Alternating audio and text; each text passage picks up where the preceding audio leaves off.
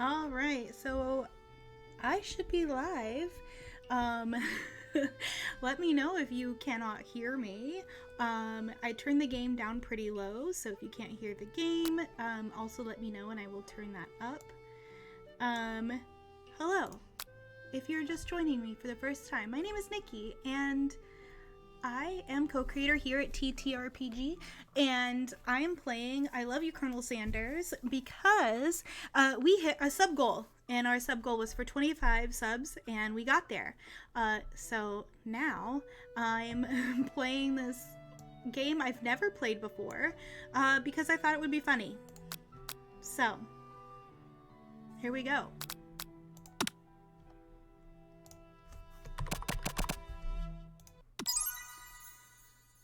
Also, I had to order fried chicken because I knew just getting ready for this that I would want to eat chicken later. You sleep softly as the morning sun casts a warm glow through the window of your modest student apartment. The world is peaceful and serene. You could stay in this moment forever. Or you could wake up now. Your first day of culinary school is no time to sleep in.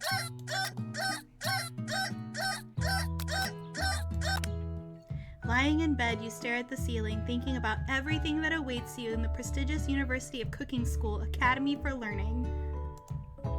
Your mind begins to wander. Who will be there? What will you cook? What should you wear? Time begins to fly by and you find your imagination getting away from you. You'll need to take this seriously. You allow yourself to daydream a bit, thinking about the future. It's here, finally. Your first day of culinary school. So many dishes to prepare, so many students to meet. Your mind is swimming with possibilities when you realize you're running late. You grab a biscuit and burst out the door in a hurry. Speaking of my food, I'm just double checking. My food will be here in like half an hour. Fantastic. Delicious. Just what you need to wake up those taste buds. Yikes! You're in such a hurry, in fact, that you forgot to put on any deodorant before running out the door. You're sweating buckets as you rush to arrive on time. What-oh. Okay, so that's a real life thing that happens to me, and so I keep some in my backpack. Top of the biscuit to ya. Standing in the quad, you gaze upon the magnificent University of Cooking School Academy for Learning. Here comes your lifelong best friend forever, Miriam. She's the most adorably awkward person you've ever met, and you absolutely love her for it. Good morning, Nikki. Are you excited for the first day of the rest of our lives? Actually, because I sure am excited. A little nervous, okay? Okay, a lot nervous. It's just that this morning I made breakfast for myself, but, well, when I ate it, I couldn't taste any love in the food. What if I'm no good? What if I fail? Classic Miriam. Raised by MasterChef parents, she's always held herself to a very high standard. Ever since we were little babies playing together and you rescued me from that quicksand box, it's been clear to me that you're the most loving, caring person I know. You're going to do great. But with University Cooking School Academy for Learning's famous 3-day only semesters, I'm afraid of being left behind and never catching up. A sweet girl, Miriam has always had a flair for the dramatic. This summer, she got so nervous about her first kiss that she chipped a tooth practicing on a mannequin. Oh, Car, she is you. It's becoming more and more clear. I'm just gonna turn it my light here. There we go. Should you pep talk her or change the subject to give her some relief? Remember last month when we saw that fortune teller and had our tarot cards read? The lady with the mask who gave me nightmares? I've been trying to forget. I know she looks spooky, but she was so sweet, and she told you that you were destined for great things. Remember that card with the fancy-looking tower and that other card featuring the handsome fellow in the red suit? I've been waiting so long to meet a handsome fellow I could call my own. And I'm sure you will soon. In no time we'll be graduating and you'll be delighting the world with your heartfelt cooking in no time at all. As you talk Miriam up, you can feel her nerves beginning to ease. You know what? Maybe everything will be okay after all, and if not, at least I have these killer bangs. Can you believe I cut them myself? You can definitely believe it. I cannot believe it. I can hear a car from the living room. Oh no!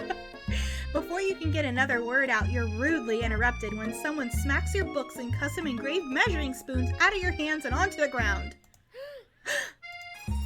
It's Ashley, your arch rival. She's totally evil, but you can't help but be filled with jealousy. She can get anything she wants, and she knows it. Yeah, she can. She can get it. Hello, Ashley. Oh, I didn't see you there, chicken shins. You leave Nikki's shins alone. They are perfectly normal shins. Ugh. You can't stand Ashley. Even her name is annoying. You know for a fact that it's actually Ashley, but she had to add extra letters to make herself feel better than everyone. If anyone here knows what perfect shins look like, it's us. We're not going to let you or your really weird insults get to us.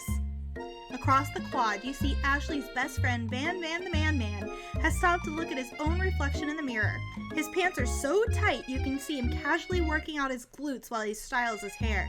No lie, they're rockin' glutes. Ahem. Van? You rang. Hello. You've never been sure what their arrangement is, but as long as you've known them, Ashley and Van have been just as close as you and Miriam, but substantially more devious. I can't believe that University of Cooking School Academy for Learning would ever allow people like you to attend as students. I know, right? You think they just hand us our diplomas now. Or maybe hire us as professors. You amateurs could learn a lot from us. With the first day of school about to start, there's just not time to properly tell these two off, so you resist the urge. Let's go, Miriam. See you later, losers.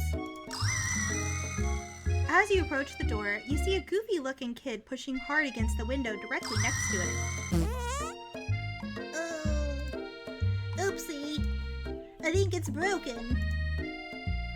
You reach forward and easily pull the door. That should do the trick. I love you. I think you mean thank you? My name is Pop. I was named after my Pop. He's old.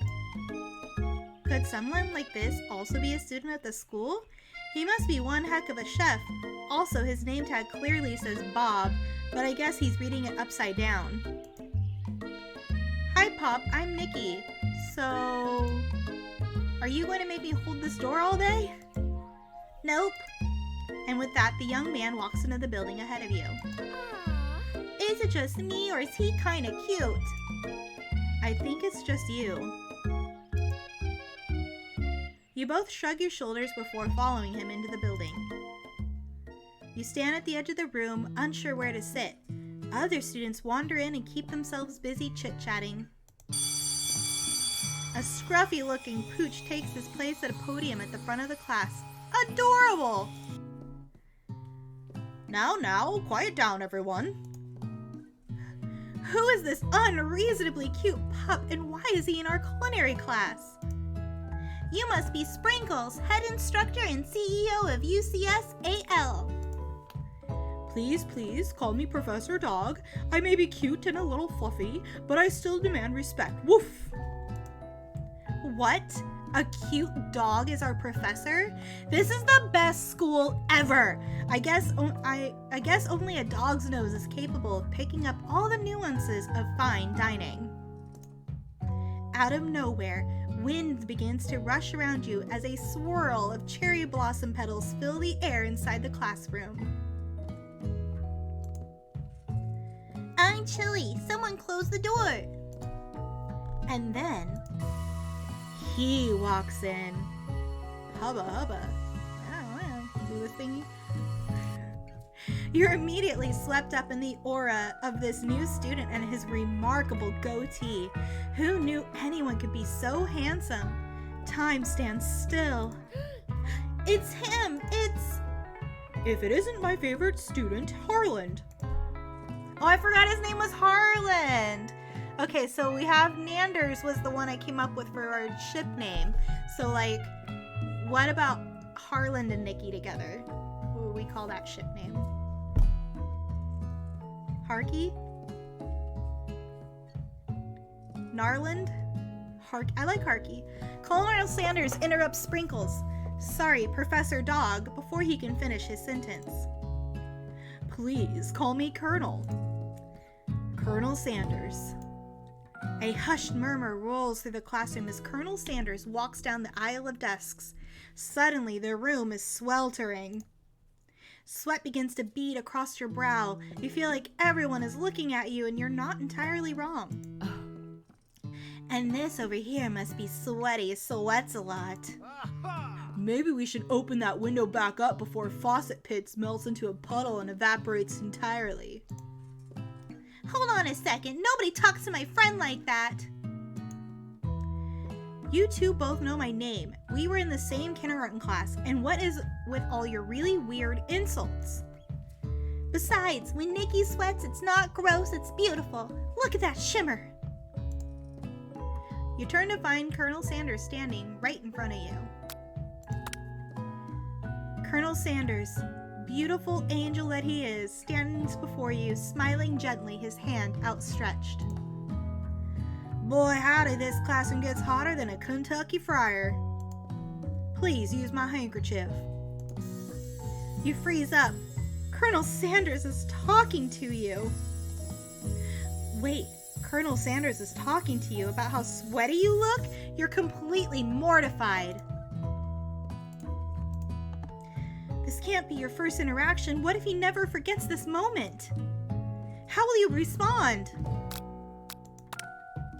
You stretch out your hand and Colonel Sanders places a fine silk handkerchief in it. It's so beautiful you hesitate to press it to your face, but when you do, the feeling is transcendent.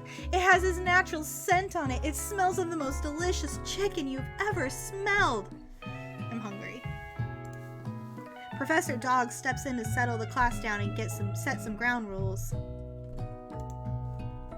Welcome to University of Cooking School Academy for Learning, the greatest culinary academy in the world.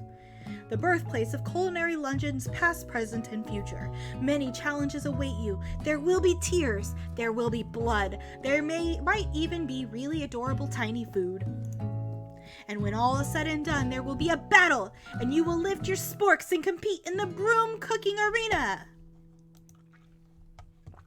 Just then, another student enters the classroom and interrupts the professor's rousing speech. Hi, sorry I'm late. I hope everyone had a good summer. I really miss... Quiet! Late to class is bad enough, but interrupting my monologue? You're on the fast track out of here, young man. Are you sure you're even in the right place? Don't you recognize me? This is my 3rd year in this school, with you as my teacher. Everyone stares at him blankly. Does no one remember me? You're expelled if you utter one more word before I finish. Let that be a lesson to you, students, that tardiness is unacceptable. Even Clank made it here on time, rolling halfway across the town on his tiny wheels. You turn to see the student Sprinkles is referencing, who appears to be some sort of industrial kitchen appliance. Blur. The class bursts into laughter. I think my food's almost here.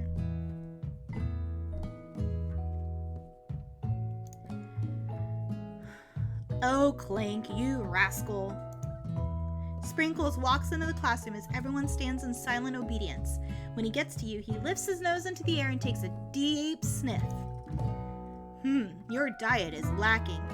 Based on what I'm picking up here, you definitely need a multivitamin. You should be taking better care of yourself.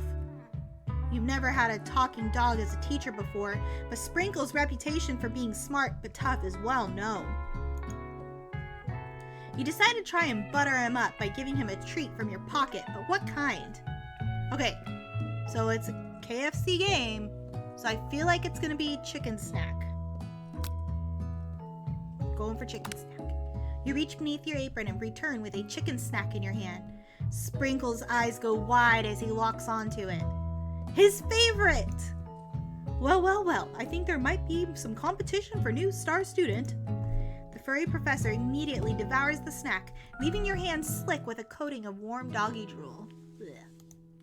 You see the other students eyeing you jealously, but pay no mind to them. If they wanted to succeed in life, they should have learned the importance of carrying a range of dog treat flavors on them at all times. Alright, our food's here, so I gotta go grab my food, and then I'm gonna come back. So, even though we just started, we'll be right back.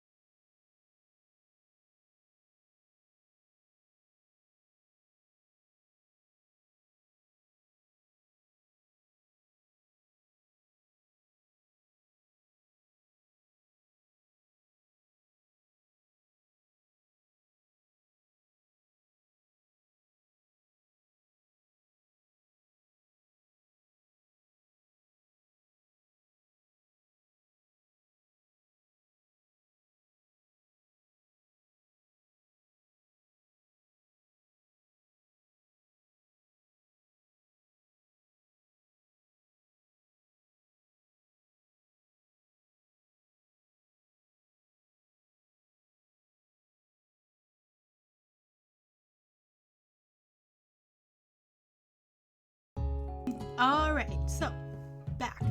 If you do not like watching people eat, then this might be the time that you check out. Because I feel like this is the show that you're allowed to eat on stream. I normally don't like eating on stream, but I'm hungry.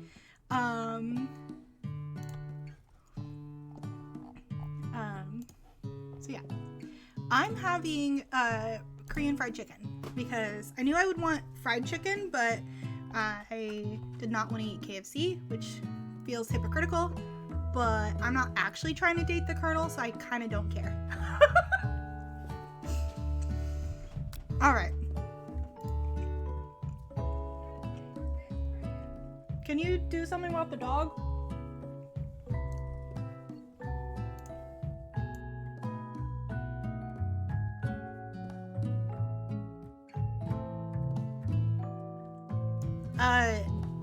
Amanda, you make a very good point. Korean fried chicken is KFC.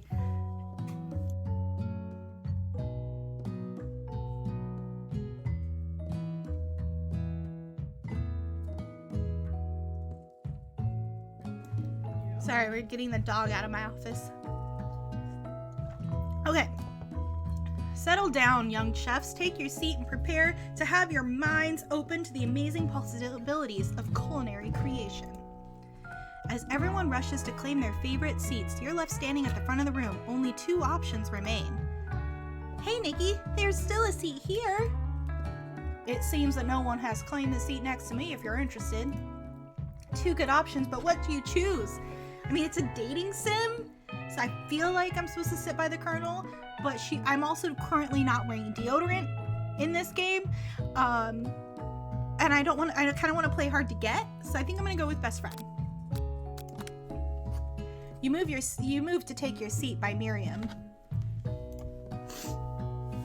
I'm so glad to have you near me to support me through this class. Of course, you're my best friend. Who else would I sit by? Colonel Sanders? He has such a magnetic personality, and there's a seat open right next to him. If you had sat there, you might have gotten to know him a little better. Whoops. I'd never sacrifice our friendship. Besides, I'm sure I'll get a chance to talk to him later in the semester. I've got 3 whole days. That's like a lifetime.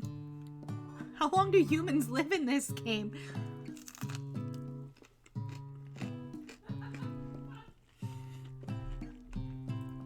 So you say, but now that Miriam mentions it, that Colonel Sanders is just so darn dreamy. As soon as you've settled into your seat, the professor makes an announcement. Think fast, it's time for your pop quiz.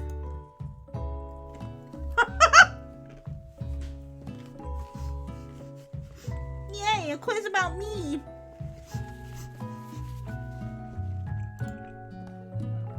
This incredibly important and surprisingly short quiz will tell me if you are ready for life at culinary school. Keep your knives sharp and your focus sharper. Here comes question number 1.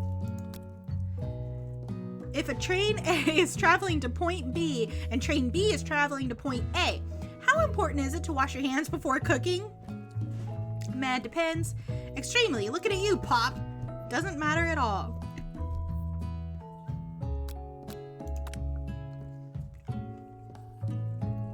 I've taken food safety. I've worked in restaurants. Forest is a tree as chicken is to feather. Night vision goggles. A slam dunk. I'm gonna go. So, forest is to tree as chicken is to feather would be more accurate, but a slam dunk is more fun. I'm gonna go with feather. That's right. What is the most efficient eating utensil ever created? Oh, it's gotta be a spork, right? I like the others, but a spork for sure. That's right. Oh my god. Just got another D&D character idea. Okay, so earlier I had a barbarian idea, where it was a bard and a barbarian mixed together, and they had a wooden mallet and a gong as their weapon and instrument. What if you did a barbarian who is a cooking show host, and their weapon is the meat tenderizer? That's an idea. What food is best for a broken heart? Anything as long as it's prepared with love and not too much salt. Camel meat. a pancake that looks like a silly face. Oh my god, Guy Fieri. Oh my god, can we play an Oops All Guy Fieri game? Okay, I'm gonna go with this first one. That's right, is Sprinkles a good boy? No, he's a talking dog that teaches at culinary school. He's the best boy! Or yes, I'm gonna go with the best boy. That's right, your total score is 5 out of 5. Perfect score. I'm a perfect score. Wow, be honest, did you cheat? You look to see that Colonel Sanders has been watching you tally your score. He's impressed. I know we just met, but I have to confess, I think you have a beautiful brain. Hot diggity, Nikki. You just scored some major Colonel Sanders points with that performance. May I have your attention, students? I have an important announcement to make. Time for lunch. That is an important announcement. This fried chicken came with these, like, loaded tater tots, and they are so good. I would buy this just to eat these tater tots.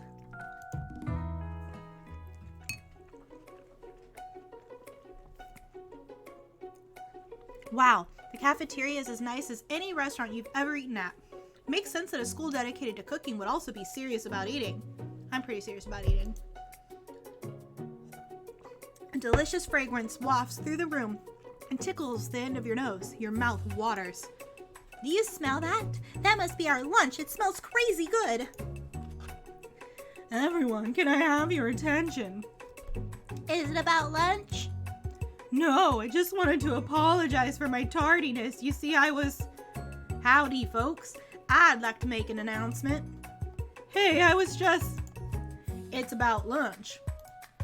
Everyone cheers. But shh.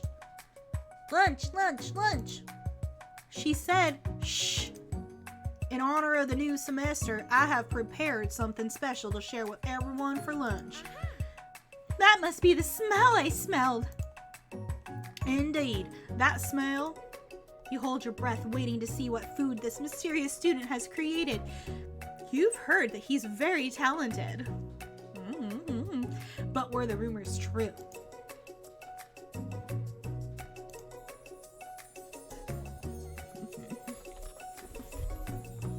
Wow.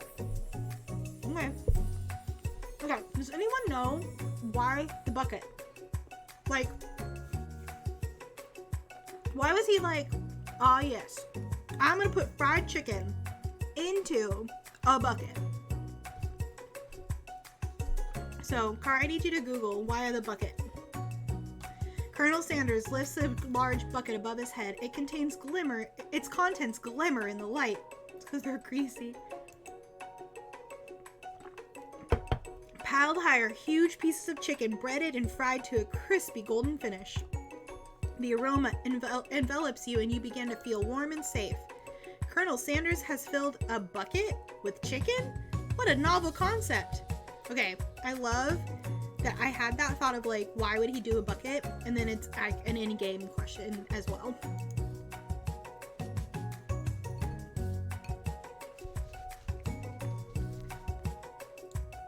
Your stomach begins to grumble as if to say, stop thinking and start eating. For years, I've been developing a secret recipe for the perfect fried chicken. If you find out, Reese, you gotta tell us. But by my calculation, nothing less than 11 herbs and spices are required to achieve the perfect balance of flavors. Hold on, now I gotta pepper up my nose.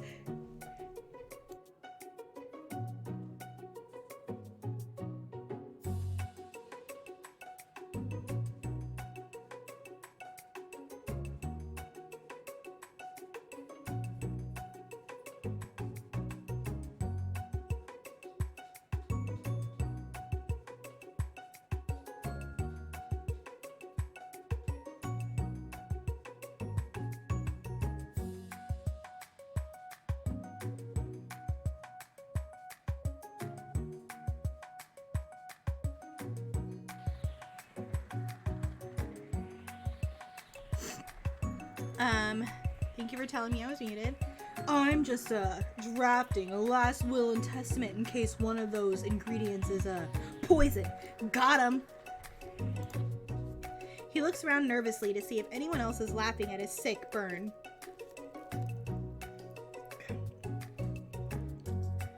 Why is Ashley so hot? Can I ditch the Colonel and date Ashley instead? I know she's mean, but look at her. Look at those thighs.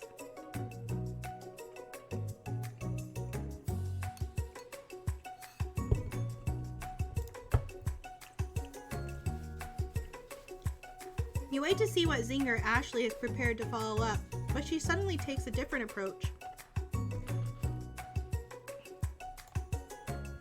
Yeah, and I was just like writing in my diary. Dear diary, today I smelled something beautiful. I knew at that moment that only the hands of a true gentleman could fry chicken so tender.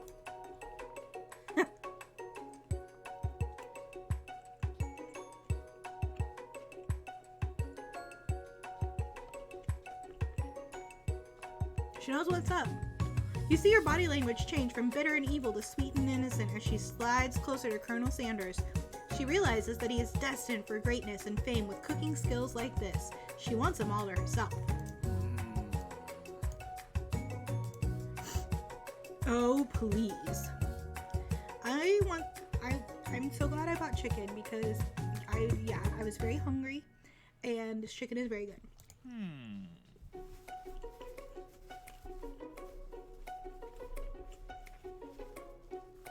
Well, Van the man, if you don't want any. I'll take his. Ooh, a little desperate, Nikki. A little desperate. Whoa, hold on. I guess I'll try it. He takes one bite and his eyes grow wide. He starts contorting his face as he tries to hold his pure exhilaration and act unimpressed. Easy now. There is enough for everyone. Please, my fellow classmates, dig in. Look at those arms. Are y'all seeing those arms? You take one of the pieces of fried chicken out of his bucket and sink your teeth into it. I don't know. Why is it in quotes? And what is she sinking her teeth into? Is it that ass?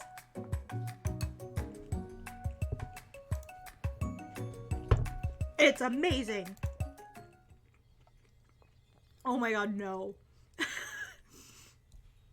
Tasting Colonel Sanders' food transports you to another dimension. Alone with your taste buds gripping a drumstick in your hand, you float weightlessly. She's getting high off a chicken.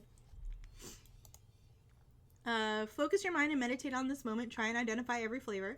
Savor the moment and everything that it tells you about Colonel Sanders' culinary heart. Swim toward the light. I'm gonna go with that one.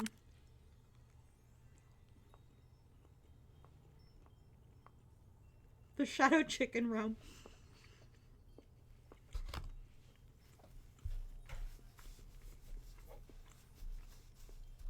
The flavors in your mouth are beautiful, pure, heavenly. What a guy. Alone with the flavors, you feel something that can only be described as love. For a man? For a flavor?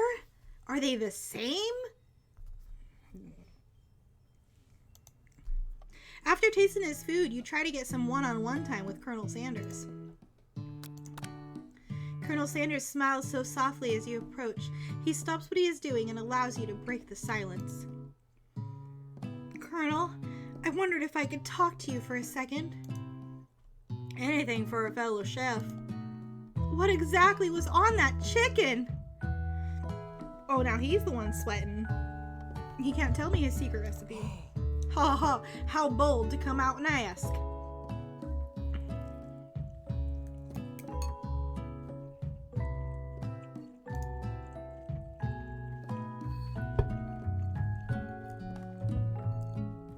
It's an idea I had for a new combination of flavors that will make me my fortune and establish my legacy for all time as I open a chain of highly successful fried chicken restaurants. No big deal. It's just you and me here talking. I can keep a secret. In fact, I've got some of my own I'd be willing to trade. Yes, his staff has a little chicken. Cane staff, I don't know. What's the rush? This semester is only getting started. We've got 2 more whole days to get to know each other.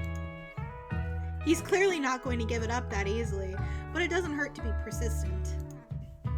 You know what they say about secrets, Colonel. Shouldn't learning be fun? You've got moxie, I'll give you that. Colonel Sanders looks both ways to make sure you're truly alone and then leans in. You can feel his warm breath as he whispers. Just one ingredient, but I can't tell you. I use. It's something my great-grandmother taught me. Wow, you'd never guess that. In fact, you're not even sure where you'd get some if you searched.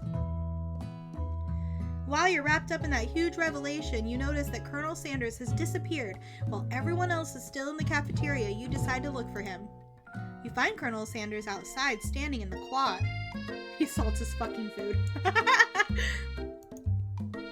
Oh, it's you again. Howdy. Sometimes I like to come outside and look at the school buildings. I think about how my story will continue on after I've graduated. It sounds like you have big plans. I dare say the biggest. I will leave my mark on this world. You can bet on that. Alone together for the first time, you figure now is the perfect moment to show your personality to him. Alright, am I gonna neg him? Wow him with a big idea? Be modest, but thoughtful. I have a feeling that Colonel Sanders is one of those traditional types, and that I should probably be modest and thoughtful.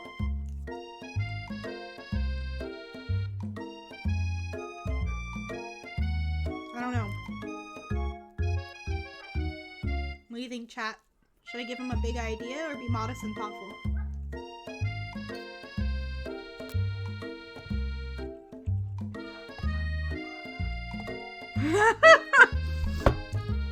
Oh my god.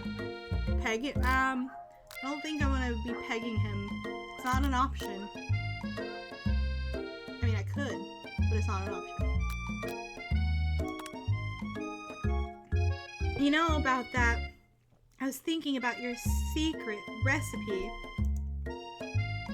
I don't doubt it. It has a way of leaving an impression on all who taste it. You decide to show him that you also know a thing or two about blowing minds with new flavors. I actually had some thoughts on how you can improve it. Oh no, he's gonna be so mad! Improve it? You want to change my secret recipe? And you think you can do better? Have you ever heard of habanero peppers? Heard of them? I tend an entire garden of chili pepper varieties. Habanero, poblano, cayenne. But that's not the point. You can't just toss new ingredients into my secret recipe and expect to improve it. A recipe is about balance. It involves careful consideration and refinement. I didn't mean to. Let this be the last time you improvise on my recipes, Nikki. I'm headed back to the class for the next lesson. That certainly didn't go as planned. Better head back inside, but you wait a moment so that Colonel Sanders doesn't think you're desperately chasing after him. We're in the same class! I can't chase after him if we're going to the same class. You step into the massive cooking arena. Oh, that kitchen is dreamy. You step into the massive cooking arena where their afternoon lesson will take place. Each student gets an oven and all the tools and ingredients they could need. Look at this place, it's magnificent! Finally, we'll get to show our stuff.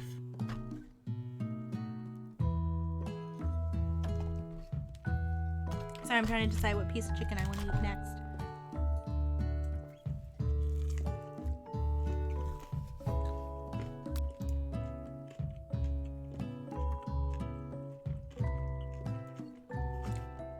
Wait a second, oh no! We have to show our stuff, what if I totally blow it? You're not going to blow anything, except maybe kisses to the crowds of fans you're going to earn with your signature adorable tiny food creations. Welcome, students, to the cooking arena. I love this little dog. I want to get Hal a little cooking jacket and hat. He'd probably try to bite me with his 4 teeth. For today's lesson, we will be cooking with partners. Hurry up and pair off. What? I thought I heard her yelling from the living room. Okay. Naturally, Miriam looks over at you, but unable to control yourself, you pounce on Colonel Sanders. I betrayed her. They didn't even give me a choice. Hey, Colonel, would you like to tackle this lesson as a team? A team of two, that is, me and you, if that wasn't clear. Want to be my partner?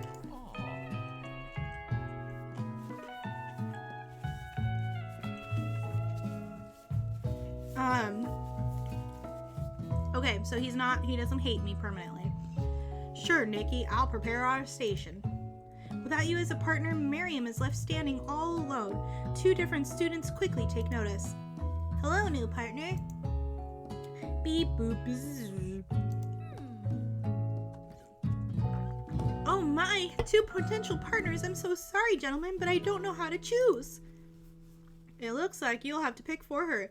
Friend duties can be a little awkward, but that's the price you pay for not being alone forever. Who do you want to ask to be Miriam's partner? Alright, Amanda says Clank. Alright, Clank it is. Sorry, Pop, but I think Miriam will be partnering with Clank today. It's okay, I already ate. What? It's not entirely clear if Pop has any idea what the point of school even is at this juncture. Clank is clearly excited to have some attention. He heats up and begins to roll back and forth. Oh no, is he about to blow up? Did I fuck over my friend? This is shitty. That's true, Clank did arrive to school on time.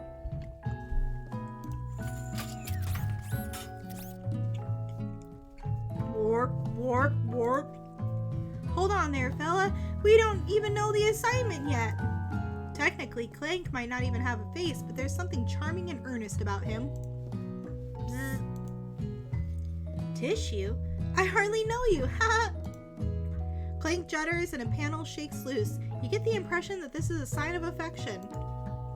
Looks like you two will be just fine. Now it's time to focus on your own cooking classwork. Alright, you two, for today's lesson, we're going to keep it simple. Pick a basic dish and divide up the steps. Oh no.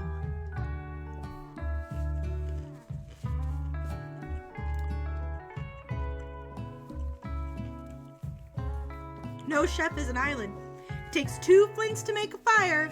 You get the idea. Which dish do you suggest to your partner, Colonel Sanders? Steak tartare seems easy enough. It's fancy. You don't even need to cook it. Using octopus will blow Colonel Sanders' mind. Your grandmother's mashed potatoes and gravy. Oh, because mashed potatoes and gravy is a KFC thing. I should probably do that one. And he'll be like, ooh, wow, I need to have this in my restaurant. We better get married.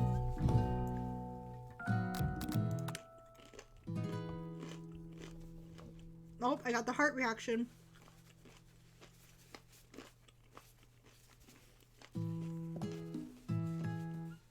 I've always been something of a down-home chef. I was thinking we could make something warm, inviting, comforting. Maybe mashed potatoes and gravy. I couldn't imagine one without the other. Colonel Sanders casts a coy look at you, causing your whole face to go beet red. Embarrassed, you quickly turn away. I'll go get the potatoes. No, please, let me. Picking perfect produce is a passion of mine. Looks like things are getting pretty fresh around here. Does someone have a crush on Colonel Sanders? We're just cooking partners. Mind your own business. Sanders' heart is my business, and you'd better keep your fingers off my man. Did somebody call for me? Oh my god, is his hair a star? Like, a star, like, what are they called? Like a bouffant, but a star?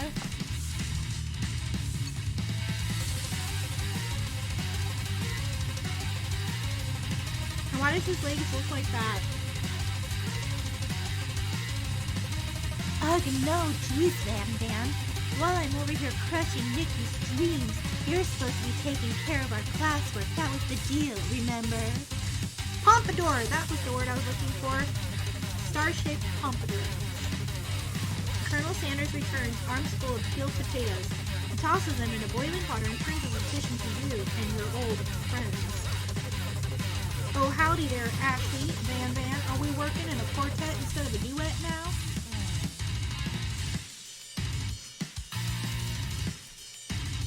Why does the music change to, like, rock music?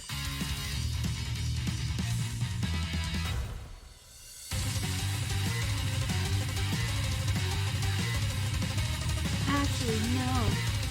It looked like Nikki was struggling, so we offered to give them a hand. You know how it is, these young amateur chefs need a lot of mentoring. I was going to say, Colonel Sanders, maybe I should also teach you a thing or two about fancy food. Maybe one day you might be able to get up on my level. Ha, doubt it. Don't be rude, Van Van. Personally, I have no doubts whatsoever about Colonel Sanders' ability to concoct creations worthy of admiration. After all, your fried chicken was quite spectacular. But Colonel, if you ask me, I might make a better partner for you than this thing that has positioned itself at your station. Don't you feel, deep down, that we cast complementary shadows? We fit together like a thigh and a drumstick. It just makes sense. Nothing about this makes any sense, but one thing is clear, she's coming for Colonel if you don't watch out. Gotta Vowel into the ring. She doesn't have any U's in her name.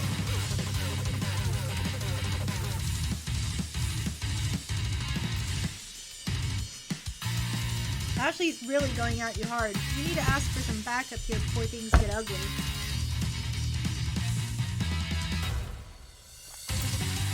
Turn to Colonel Sanders, hunk of hunks in your time of need. Turn to Miriam, your forever bestie who always has your back. I'm here to learn and to express myself via my cuisine, not bicker with prima donnas. Partners were chosen at the beginning of class, so let's all respect the format, okay? Turn to Colonel Sanders to confirm that you're on the same page. I chose Colonel Sanders and Colonel Sanders chose me, isn't that right? A businessman respects all fair agreements from contracts to handshakes. I took on Nikki as my partner for this activity, and I stand by it. Based on your team's behavior, I'd say you're perfect for each other. Neither of you has Nikki's natural talent or their loyalty. Being defended by Colonel Sanders leaves you feeling proud and full of potential. You look for Sprinkles in hopes that he might step in, but he's nowhere to be found.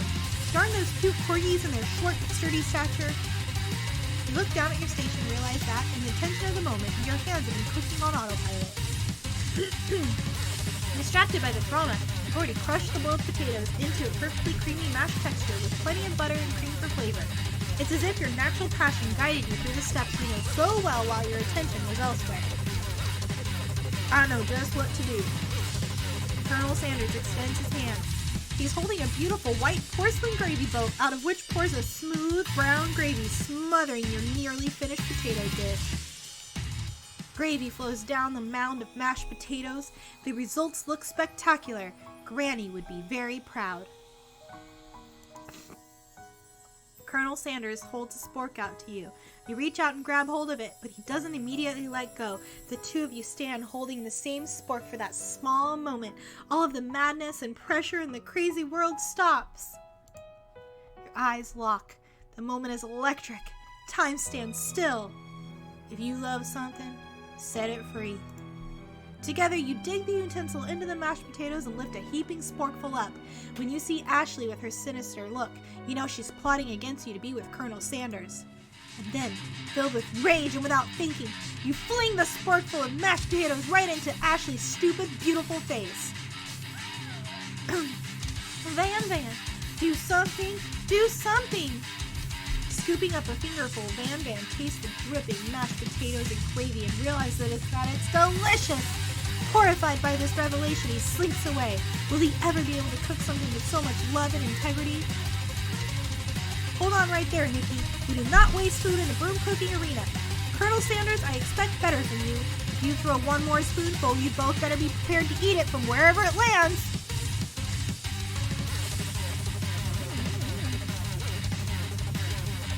I has potatoes face? Van rushes back over a covered dish in his hand. Mashed potatoes with gravy, pathetic. In just a few minutes, I've prepared a full meal. Gaze upon my specialty. braised tentacle of octopus in my silky saltwater socks, plated on a battle axe blade forged by my supreme chef ancestors. You've ignored me for too long. That ends now. It is I who will have first bite, and you will all look on me with envy. The interrupting student rushes at Yan Yan and swipes a bite of his signature dish right off the plate. No, don't! Something about this dish doesn't strike my nose quite right. I think the octopus was rushed and may have turned to the process. The results could be toxic. Too late. It has been eaten. I think I left something in the oven. I don't feel so good. It killed him! He's a ghost. Amazing. Everyone, step back. Don't take another bite. When you look back at the plate, the rest of it is gone. You notice the tip of the tentacle being slurped up in Pop's mouth. Pop winces in pain for just a moment and is almost immediately back to his oblivious self. Oopsie. Tastes like poison. The entire class is gathered to watch Pop's final moments. Shock has frozen the whole crowd. They are motionless as statues. The class bell rings, disrupting the moment and snapping everyone back to reality. It would appear that Pop's enthusiasm for trying new things, despite obvious danger, has inoculated him against poisons of all kinds. Well, that's good. I was like, are we really killing a kid?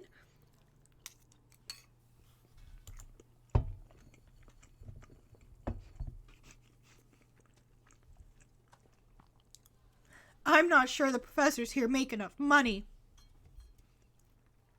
I mean, our dog is a trash panda. He also can just eat about anything. Hello? I just turned into a ghost over here. Seeing that you're shaken up by that really annoying student and all of his nonsense, Colonel Sanders approaches you. I'm sorry you had to go through that. Please, let me walk you home. What? Like for real? Oh, come on! You follow Colonel Sanders out of the room. At night, the school building has taken on another vibe entirely. It's dark and more than a little spooky. Colonel Sanders stands in the quad's neon glow and speaks softly.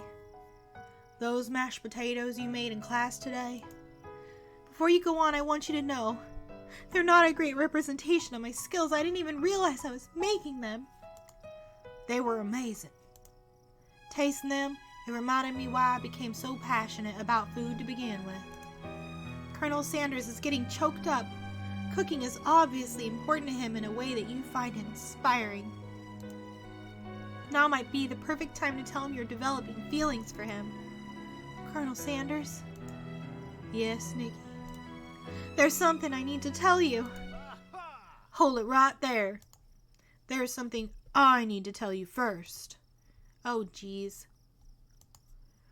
You see, when I was just a boy, I had a dream that one day I would be the greatest chef in the world has ever seen. And every day since, I've been working toward that dream, day and night, never stopping, never resting, also lifting a lot of weights, like so many weights. We should follow our dreams with all of our hearts, that our souls may grant them like wishes floating on a shooting star. Hey, no, you... Shut up! I'm the one here to say inspirational stuff and be the star of the story. Are we forgetting that your cooking literally killed a guy? The side look. You can't prove that. I also saw you kill that guy. What was his name? Somewhere in the distance you hear a long, sad sigh. Forget him. We're talking about me. Me. I'm the hero. The spork monster is here to fight a hero. What the fuck?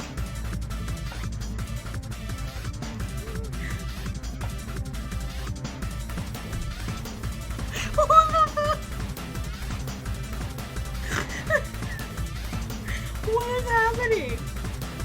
I think I left the fridge door open. Later, nerds. How dare you threaten me, just as I was letting down my guard and connecting with another chef on an emotional level. Be afraid! Be very afraid of me! Because I'm a monster, see? Is he rhyming on purpose, or is that just a coincidence? But before you can discuss syntax any further, it's a turn-based fight sequence.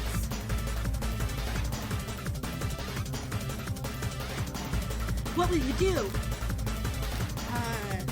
Attack? You decide to go on the attack. Which attack will you use? Cook with Love. Cook with Love does 1 damage. It just got real! That attack really upset Spork Monster. Spork Monster goes on the attack. They spit hot gravy at you. You take 1 damage. Alright, attack it again. You decide to go on the attack. It worked last time, right? Cook with Love does 1 damage. Spork Monster won't forget this.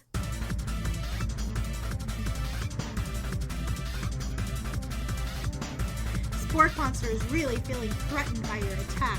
Spork Monster focuses their mashed mind and draws an energy from Mother Earth itself.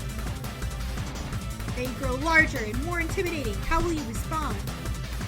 I'm gonna attack it. I'm not scared. You decide to go on the attack. Which attack will you use? Cook with Love. God, how long is this gonna go on for? Cook with Love does 1 damage. At this rate, the semester will probably be over before this fight is.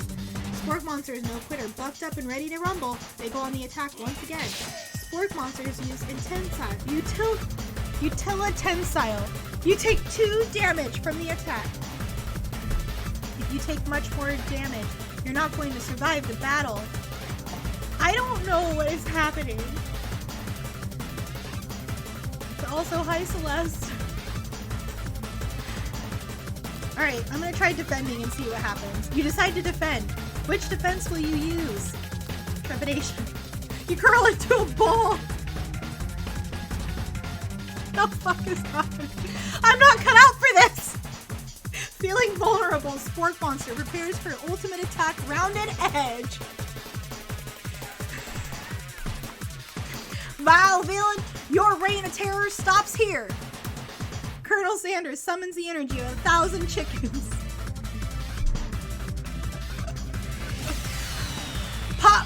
Power pinch! Oh my god, the chest.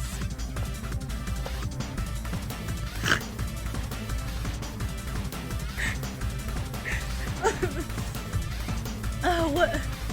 Are they like posing if someone's butt is still towards the camera? Oh my god, I'm dying. Hot Pipe Power Pinch does 10 damage. Spork Monster is defeated. You saved me! An injured Spork Monster spews steam into the night. Forget mercy. Finish him! Spare this wretched beast. You manage to tamp down your disgust at the sight of this gnarly beast long enough to realize that he is still a living creature with a pure soul who deserves your pity, not your wrath. Be gone, beast! And don't you dare come back for a follow-up encounter tomorrow! I won't forget this, and I certainly won't be back like you said. The Spork Monster scuttles off into the night. The defeated monster left behind a special item. Ooh. It appeared at first to be a cookbook, but upon closer inspection, it's so much more. It's a book of magic spells with golden chicken on the cover. You open the cover and find a library card tucked inside. The last name to have signed it out is Borko. Borko. That name sounds strangely familiar. Your blood is pumping as you stand in the quiet of the night, holding the mysterious book in your hands. As you come down from your battle buzz, you realize that your final attack has left you completely depleted. The world around you begins to fade away. Without any energy to keep your eyes open, darkness overtakes you. The image of Colonel Sanders flashes before your eyes as you fall asleep. He must have helped you get home in your tired state. You don't know if you could have made it without him. What a guy. You want to thank him, but you don't have the strength to utter a single word. You feel your covers being pulled up over as you get tucked in tightly.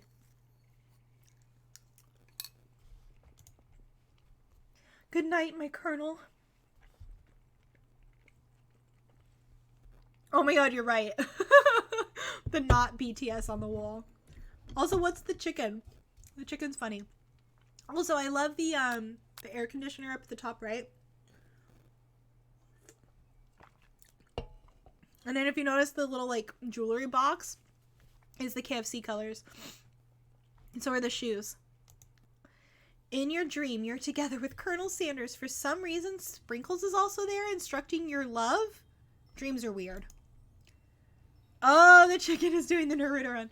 Oh my god, it was so funny. So I had, I teach 10 and 11-year-olds, and I have one of my students, whenever he runs, he always does the Naruto run because it's funny and it makes the other kids laugh. And one of the other teachers was like, why does he always run like that? And I had to explain it to them.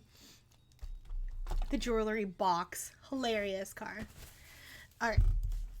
You awake on day 2 and attempt to process the wild visions you had. Were they memories or premonitions? And then there was that secret ingredient that Colonel Sanders went ahead and told you outright. Not much of a secret, huh? It's probably just because he already trusts you so much. Sure, that makes sense. We'll go with that. You meet up with your bestie in front of the school. Before you can tell her about the encounter with the spork monster, she launches into a story of her own. Okay, I know this might sound a little strange, but I think I might like Clank. Like him? Like? I know it sounds like it's moving too fast, but there's something about him. I like him. Like him. We got to talking after class, and he's actually a totally sweet guy. Not only that, but he's really smart. He told me all kinds of stories about Colonel Sanders. Did you know that Colonel Sanders was the most popular kid in his high school? No, but that does make complete sense.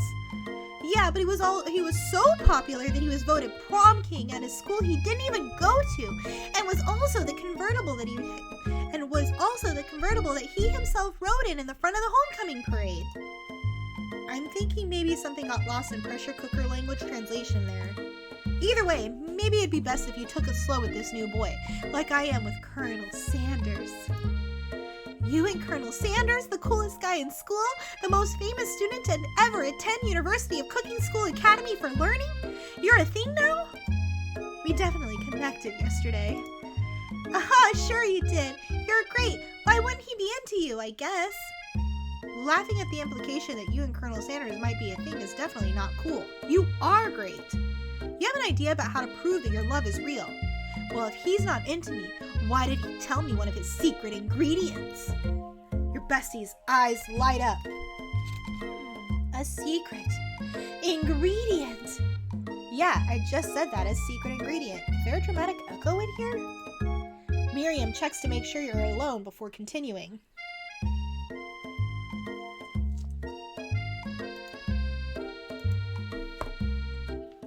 The dramatic pause. So this summer, while I was on vacation with my family, a lovely man approached me in the botanical garden where I was wandering. This can't be good. He told me all about his passion for spices. Secret spices. The man even gave me some to show me what he meant. He said it was a powder created from super duper rare dried flower petals, and that if I did him a big favor, I could get some of my own. Please, Miriam, don't tell me. So I filled my suitcase with them and brought them home.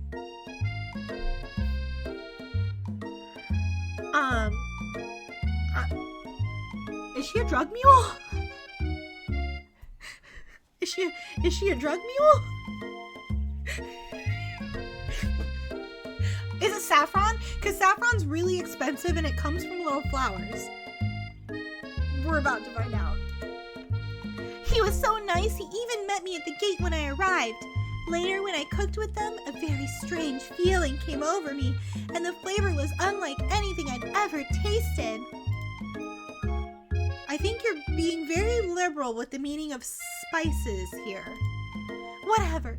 Anyhow, we both share an interest in cooking, so we've stayed in touch, like pen pals. I bet he would love to know more about the new spices. Well, I'm definitely not supposed to share Colonel Sanders' secret recipe. And besides, I only know the one ingredient, so I doubt it'd be much use to anyone. Please, please, please! It would mean the world to me! No one has to know it came from you or from Colonel Sanders. What do you think? Should you protect Colonel Sanders' secret or share it with your bestie? There's something weird happening. I'm not going to tell her. I'm going to make up one. You quickly think of a fake ingredient name. I don't know, how about... It was Eye of Newt. I know, sounds like some kind of witch's potion, but what can you do? Eye of Newt. Wow. Her eyes light up imagining such a thing, and you figure that you've satisfied her curiosity and she'll move on. It was like, but so like all of the, witchy things that, they always like make those jokes about were actually like different plants that had those as nicknames. So yeah, Eye of Newt is like a plant that looks like something. I don't know. Car, I'm really curious how the kimchi mac and cheese was, even though I probably couldn't eat it because it was probably too spicy. But if you want to tell me in chat, I am curious. Her eyes light up imagining such a thing, and you figure that you've satisfied her curiosity and she'll move on. However, she immediately turns around and does some thumb typing on her phone that you can't quite see. That's probably not good. That makes sense. Eye of Newt is a pseudonym for mustard seed. Before you can ask her to confirm that she is definitely not texting secrets to other people, you're interrupted. A wind rushes in. Cherry blossoms fill the air. It's Colonel Sanders. He's arriving at school. On a fucking horse. Do I run to him or stand back and admire his majestic glory?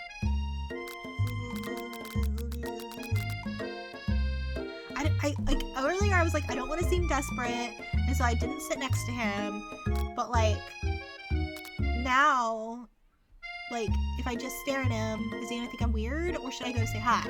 Like, I don't know. I don't want to try it. I just wanted to know how you felt about it.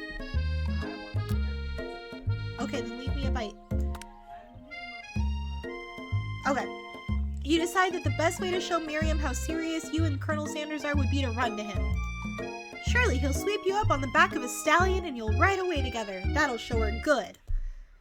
Oh, Colonel, my Colonel. However, your sudden movement surprised the horse and it rears up, kicking you directly in the face. I mean, am I too gay for this game?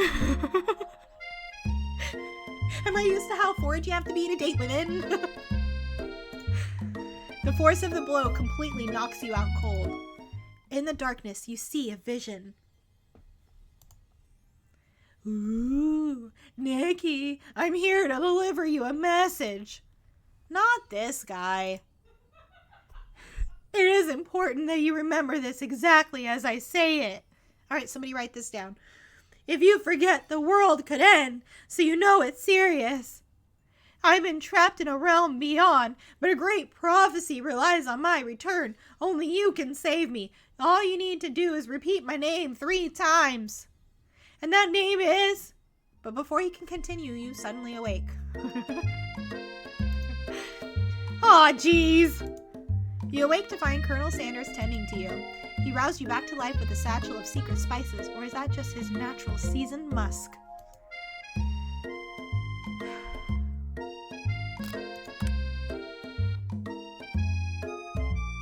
Maybe you shouldn't be riding a horse to school.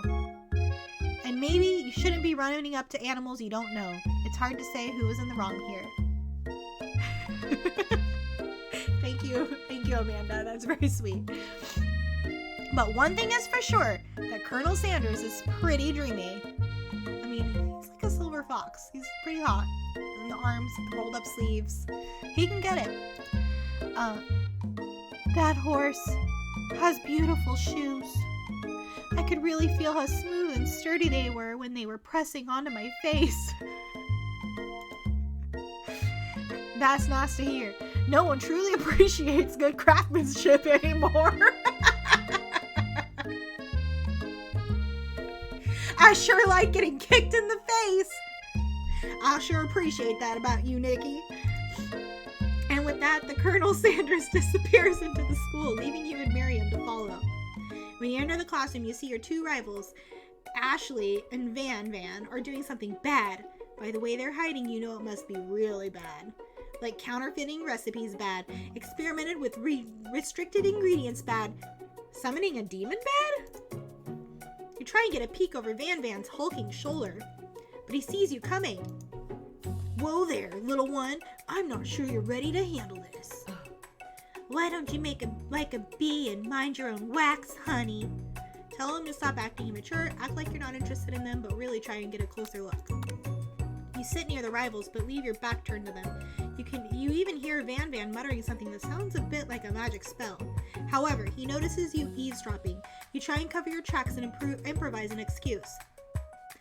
Ahem, it's time for class and you're distracting the rest of us who want to learn. Now you've upset them. I mean, they've hated me this whole time, I don't care. And you're the emperor of cooking, are you? You make the rules. I need more chicken. Where are my chicken strips? Those are easier to eat.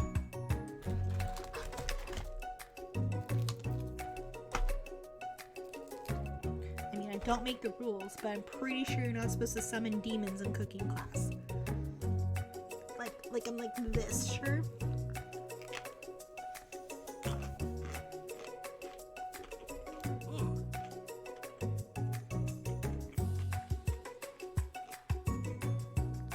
I'm not sure you know a good meal if it ate you.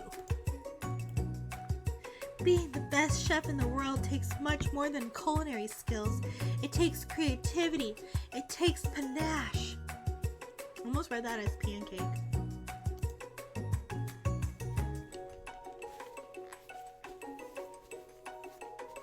And it doesn't hurt to use a little evil. You finally get a look at what it was they were hiding and you instantly recognize it. It's a book, just like the one you found after your encounter with the spork monster. That's the same book I found last night in the quad. Ashley immediately elbows Van Van, who hides the book behind his back. A little evil as a treat. I don't know what you're talking about. That book is a family heirloom and its contents are secret. You notice that they haven't been studying the book. They've got Pop pinned to the wall, and they're tossing potato skins at him as he tries to catch them in his mouth. We're playing, hee hee hee. Before you can dig in any further, you're interrupted by the arrival of more students. It's almost time for class. Beep, beep. Clank must be running late. He's in such a hurry that he rolls right over Van Van's meaty foot. Hey, watch it, you bucket of bolts. You watch how you talk to him. He didn't do anything. Biz, womp. Who do you think you're talking to? I never heard such language, not even from a stand mixer. Womp womp. No, your mother was a stand mixer. Words. Van Van jumps to attack Clank, but Clank shocks Van Van, sending him flying across the room. Protect me, Colonel Sanders. These crazed men are about to come to blows. I think it must be over me, but I'm not interested in either of them. Ashley's tone is completely changed in an instant. She bats her eyelashes at Colonel Sanders. Surely he must know that this is a ruse, right? Gentlemen, get a hold of yourselves. Save it for the arena, at least. Or don't. Honestly, what do I care? I've got lofty career aspirations to focus on. Maybe I can help you with your business plan. Just then, Sprinkles arrives to signal the true start of the class day. He's panting, which doesn't seem that abnormal. He's a professor, but he's also a dog. Students, please take your seats. This dog is so cute. I need a Sprinkles sticker.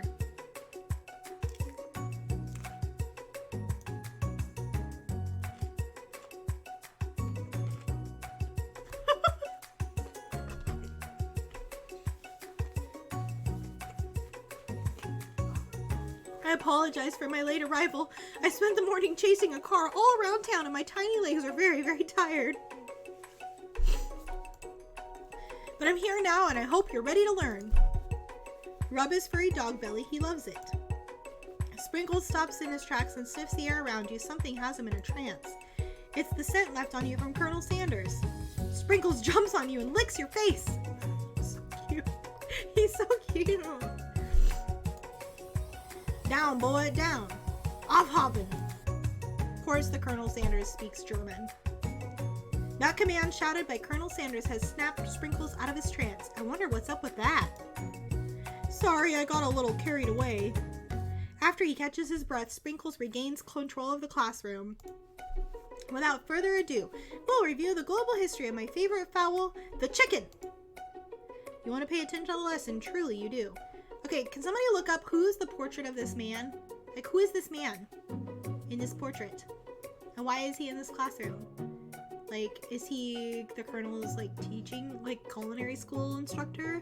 Did the colonel actually go to culinary school? And who started the KFC? I have lots of questions.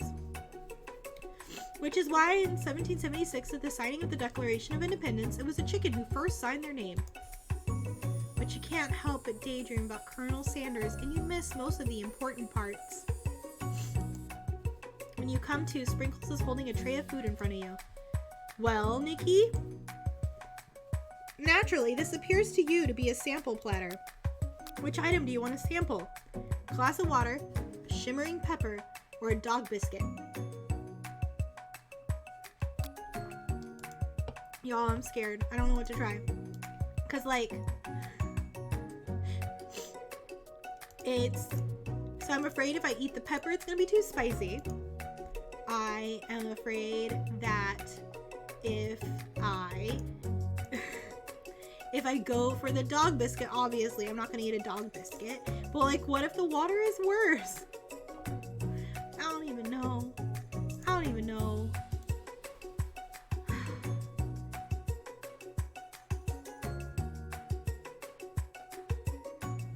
Oh, it won't let you link things, Amanda, because of the, because you're not a mod. But if you whisper it to Car, she can post the link. I'm going for the glass of water. You grab the glass of water and gulp it down. It's cool and crisp, like the purest snow melted by a mountain spring. Hey, that was mine. It was from my favorite toilet. You owe me $6. And you've got excellent taste. You think to yourself, geez, I should pay better attention. We all make mistakes. I'm sure he'll forgive you someday. Come on, it's time for lunch. Before anyone can relax, the cafeteria lights dim. Uh-oh. Are we dancing or are we fighting? And your rivals enter to make a dramatic announcement.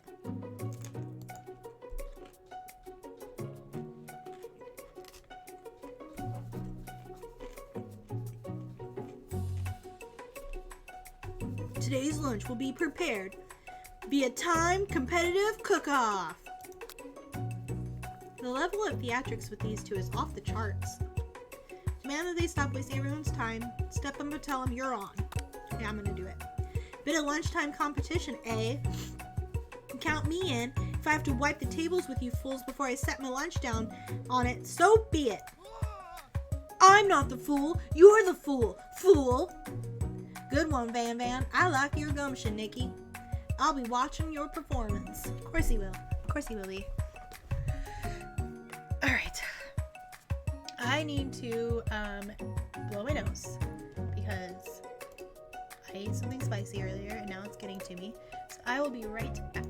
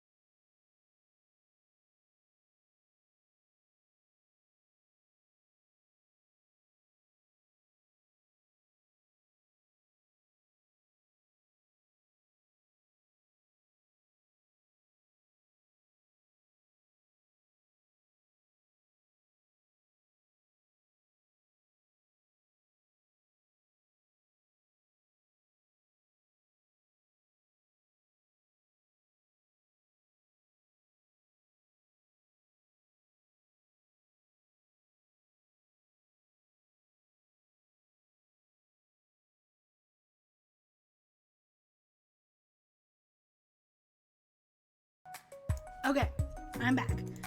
All right, here we go. Just as things reach a boiling point, Sprinkle steps in. Surely he'll put a stop to this madness. Now, students. Please settle down. This is a lunchroom, not a sportsing court. Sportsing court.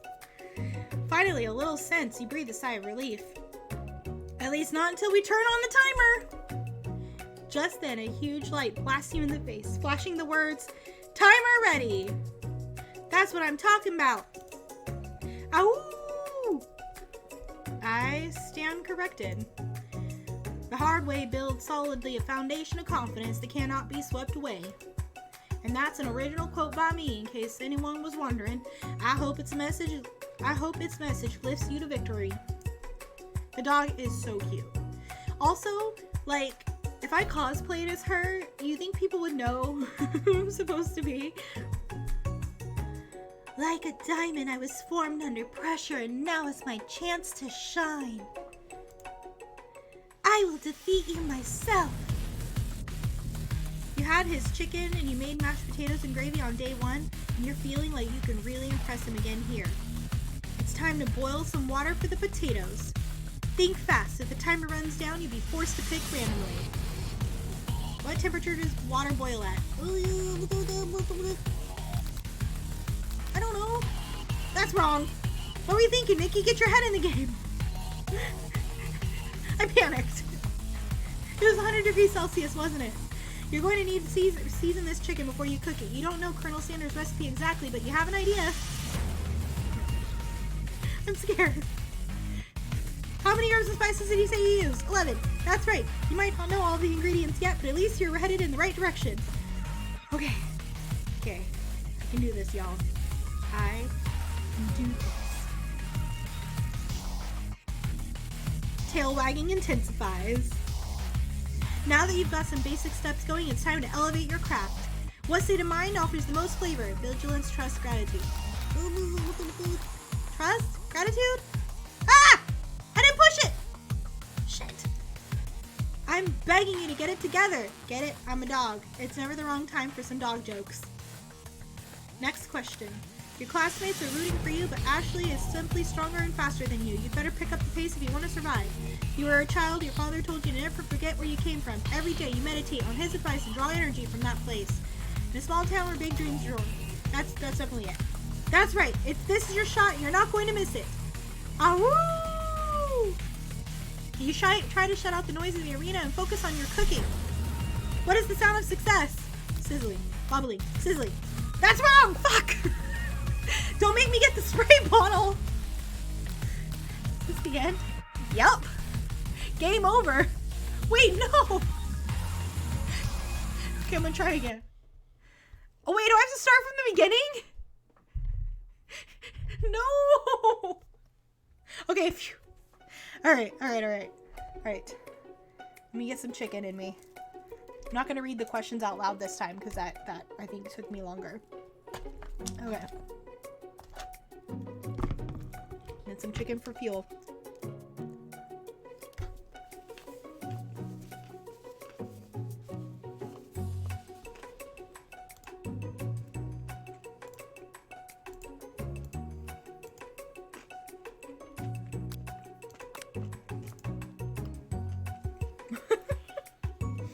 Well, we did play Don't Starve together before. That was definitely more stressful.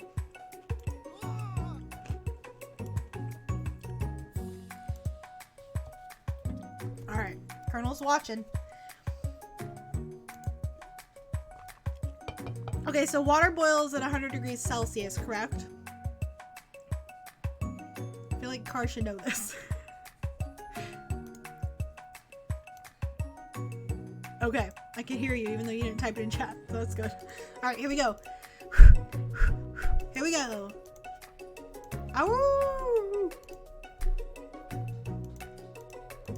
Okay, victory quote, blah, blah, blah, blah, blah. Here we go.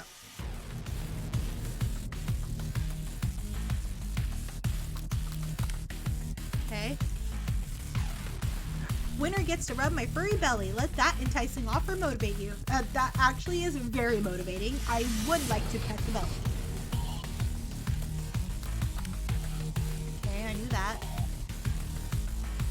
meditate this time. That's right. You must never take this opportunity for granted if you hope to succeed. That makes sense. Small town where big dreams are born. Alright. What is the sound of success?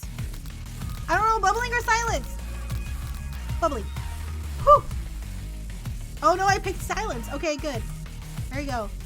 I noticed him out of the corner of my eye. I believe in you, Nikki. He's actually cheering you on. Oh. Which would be awesome, except for knowing he's watching you makes you totally forget what you were doing. Now all I can think about is Colonel Sanders. How many spoonsful of gravy would it take to fill a traditional Victorian? I don't know! Fuck. Grrr. You're stranded on a desert island with only one dessert cookbook. Which do you take? What a hunk! Am I gonna lose again? I know, right? You know what? Shouldn't you be focused on the challenge? You're falling behind. You're really struggling to keep up. At the next station over, Ashley has already begun plating elements of her dish. It's colorful and complex. To make up time, you toss your biscuit dough into a stand mixer. As you do, the crowd gasps. Yikes. Zzz, up. I know you love nothing more than seeing a fellow appliance utilized in a kitchen battle, but sometimes that means sacrificing the personal touch. Where you might not have any hands, but Nikki does, and a good chef needs to be touching the dough to know when it's properly mixed. There's an easy way and a hard way. You don't get far by going the easy way. When you hear everyone talking, you realize how serious your error was. You immediately shove your hands into the mixer to rescue your dough before it's overmixed. Nikki, no! But you're not fast enough and your hands get stuck. It's immediately crushed by the quickly spinning beaters. There's no way you'll be able to use that hand for the rest of the match. Colonel Sanders shakes his head in shame. What the fuck is happening? What you often find is that the easy way can turn out much, much more difficult. Everyone stop what you're doing right now. The battle is over. It can't be. I was so close to finishing my dish. Sweetheart, look at your hand. You simply can't go on. Oh my god. Okay, can we all appreciate her thighs and these thigh highs real quick? Okay, appreciating over. Oh, that's too bad. And here I am with a completed dish, ready to serve. Surely that makes me the winner by default. No, it wouldn't be fair to compare the two on account of Nikki's injury. You see Sprinkles begin to lick his doggy chops as he locks onto the dish. But I suppose you should at least tell us what you prepared. Well, because I'm the sweetest, I skip straight to dessert. Under this white chocolate dome, you'll find a wide array of delights, taking you on a journey of flavor that tastes good and tells a story of excellence. I was going to ask Nikki to do the honor, but since you're injured, I'm afraid that pouring this creamer of delicate hot chocolate sauce might be too difficult. Colonel Sanders, if you wouldn't mind lending me your strong, steady hand. Colonel Sanders pours the hot chocolate sauce on top of the dome, causing it to melt away, revealing the ingredients hidden within. Inside, you'll find a delicate fried cheese croquette, atop a slice of honeycomb, ice cream 2 ways, tender nougat, and pearls of blueberry gelée. Colonel Sanders seems intrigued, but perhaps not impressed as he dips his finger into the chocolate sauce. Simplicity isn't your strong suit, is it, Ashley? Oh, you. As he places a sauce-covered finger into his lips, Ashley leans over and whispers something into his ear. A dab of sauce sticks to his mustache. Internalize the rage you feel, or put yourself between Colonel Sanders and Ashley. He's probably he likes a classy lady. I'm going to internalize the rage. Your rage burns so intensely with your eyes that they burst into flames. The flames cause your eyebrows to catch fire and turn to ash, and they fall off your face, which means people will have a hard time understanding your emotions for the rest of the semester, perhaps forever. Embarrassed and ashamed by your poor performance, not to mention your crispy fried brow, You run for the quad to be alone.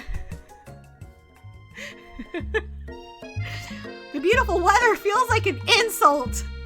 Inside of you, a storm rages. What is happening? I don't understand this game at all. Is it because I don't watch anime? Like, is it that I don't watch anime? Is that why I don't get what's happening? I don't know.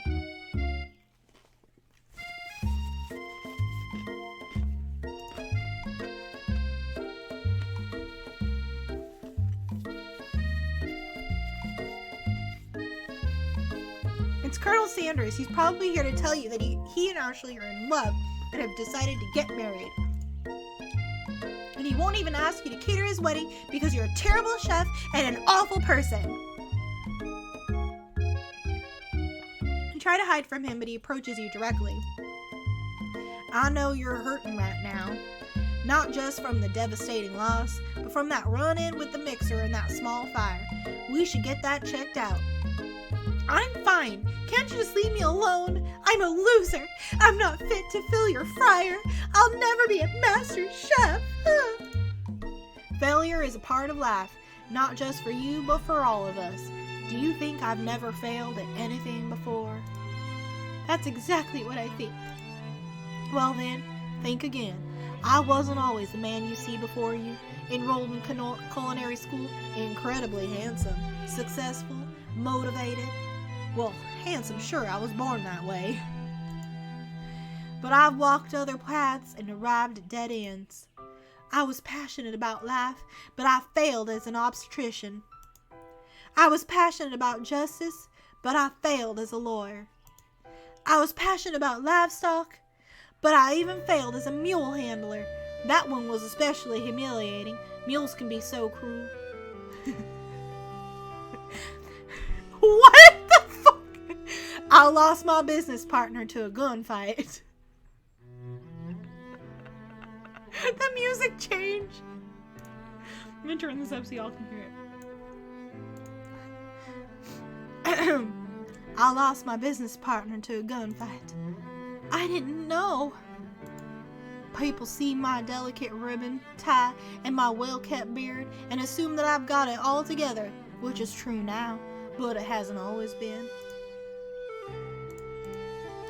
Sounds like this guy could really use a hug. I resolved then that I was going to amount to something.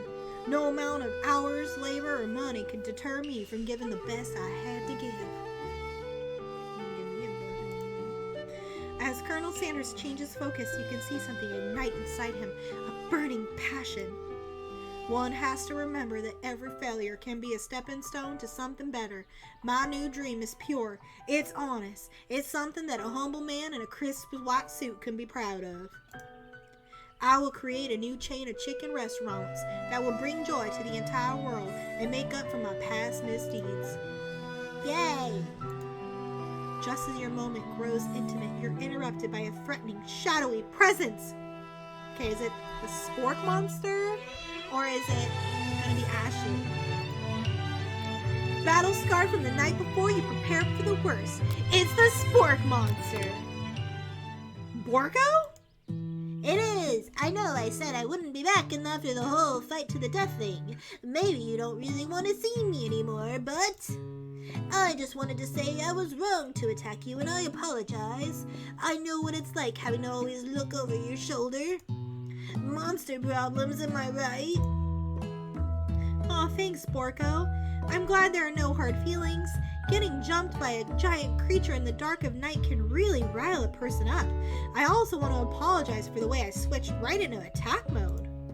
I know that you're strong and cooking school can put a person under a lot of stress. I actually used to go to this school. I wasn't always a spork monster, you see. I don't believe it. You were human once? Well, no, I was a golden retriever, but I was still a student, until one day some mean kids with a magic spellbook cast a dark enchantment on me, and I was forever transformed. A magic spellbook? Precisely. I'd procured a copy for myself, but somewhere along the way I've lost it. If you find such a book, I beg of you, respect it. Oh my god.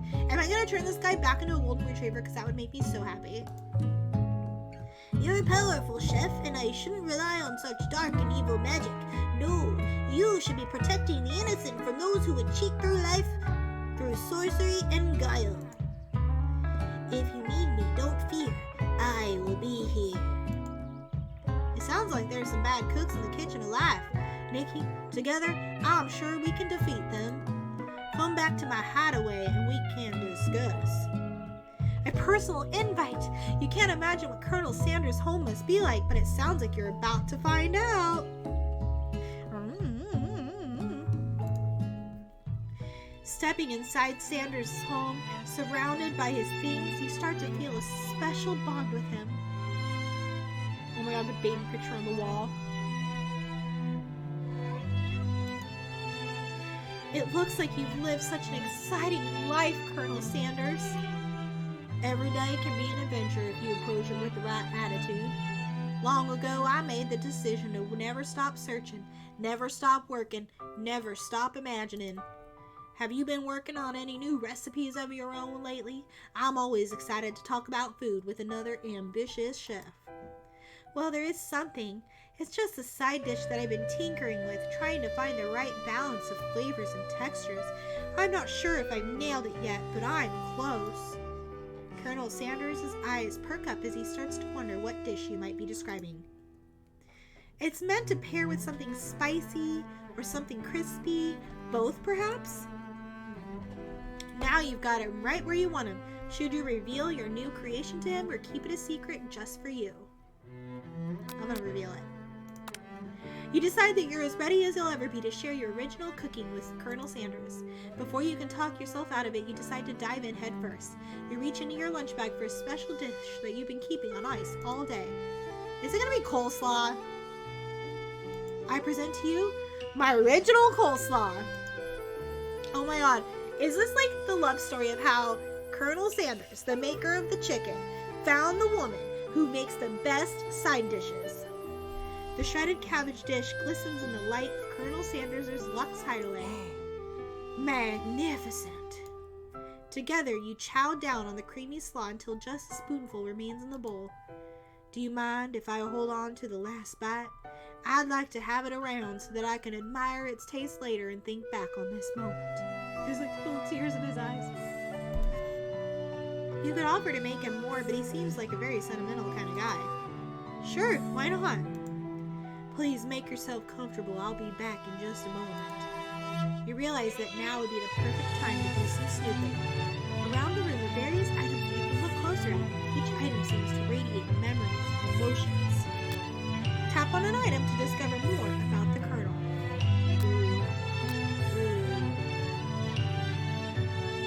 We've got a save. Probably shouldn't go for that because that's probably where the secret recipe is and you can add. We got a baby picture. Person riding a camel, something about Kentucky and a couple men in business suits, an urn, a candle, a comb, a chicken, and then there's sparkles on the view. I might go for the, yeah, it is an urn. I might go for the candle though, because like, I don't know, the picture of the men maybe? Although the camel picture is pretty interesting too. I'm gonna go for the urn. Take a closer look at a large urn on a nearby pedestal. There's a plaque on it. It's dusty, but when you wipe it off, you can read the inscription. It says, Here lie the ashes of all my past careers and business failures." Poor guy. Tap on an item to discover more. Okay, I'm gonna go for the Kentucky picture now. One of the framed photos shows an old man who looks a bit like Colonel Sanders standing with a friend. They hold fried chicken thumbsticks and appear to be cheersing them. They're cheersing them. I mean, they're not doing that in the picture, but okay. You look closely and see that there's a short inscription. I wonder who my friend Pete is. Tap on an item to discover more about the Colonel. You notice a very realistic stuffed chicken sitting on a corner table. When you pick it up, you realize that it isn't just realistic, it's real. Taxidermy? Must have been important to Colonel Sanders when it was alive. The little note clipped to the chicken's foot reads, "The true state bird of the great state of Kentucky." Tap on an item to discover more about the current. Ooh, there's a door now. Do I go for the door? It's really tempting.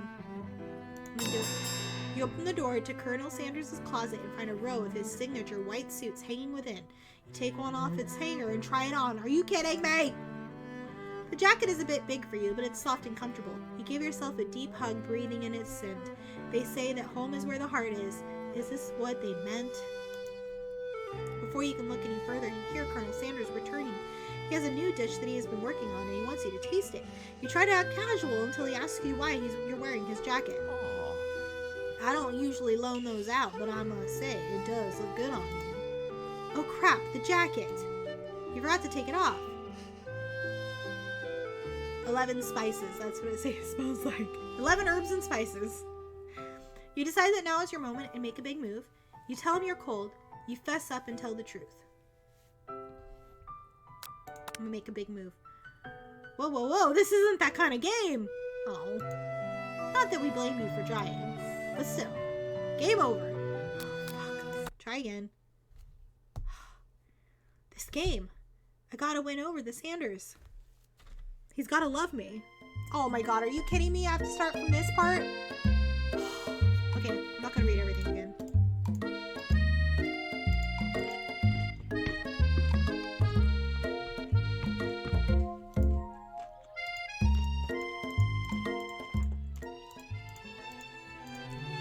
Wait, can I skip?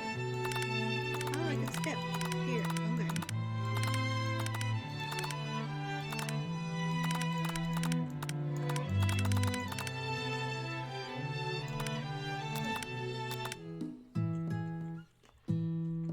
Oh, if you hold it down, it lets you skip even faster. Okay.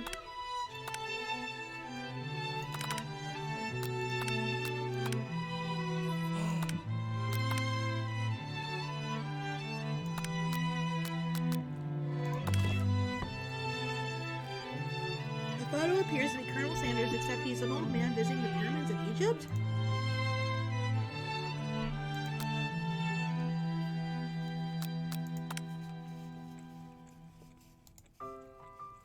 Oh my god. It's got the Colonel's like bow tie on it.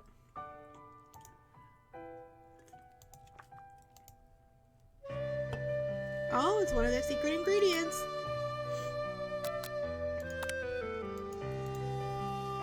Oh god, the ghost of the student is back. Are you thinking about heading out into the world on a quest to avenge my death? Wait, what? I never even learned your name. Why would I avenge you? I could just tell you my name right now. It's... Can't you see I'm in the middle of something? You open the window a crack and the ghost of student is swept out with the breeze. Tap on an item to learn more. Okay, what about this baby picture? An adorable little baby boy crawls across the floor. From the goatee and mustache combo he sports, you figure that this must be Colonel Sanders himself. What? That, or maybe it's the drumstick that he seems to be waving like a rattle. Who frames a baby picture of just themselves? Probably the same type of person who would make their own face the logo of a company they founded, am I right? Alright, here we go. I'm gonna try this one again.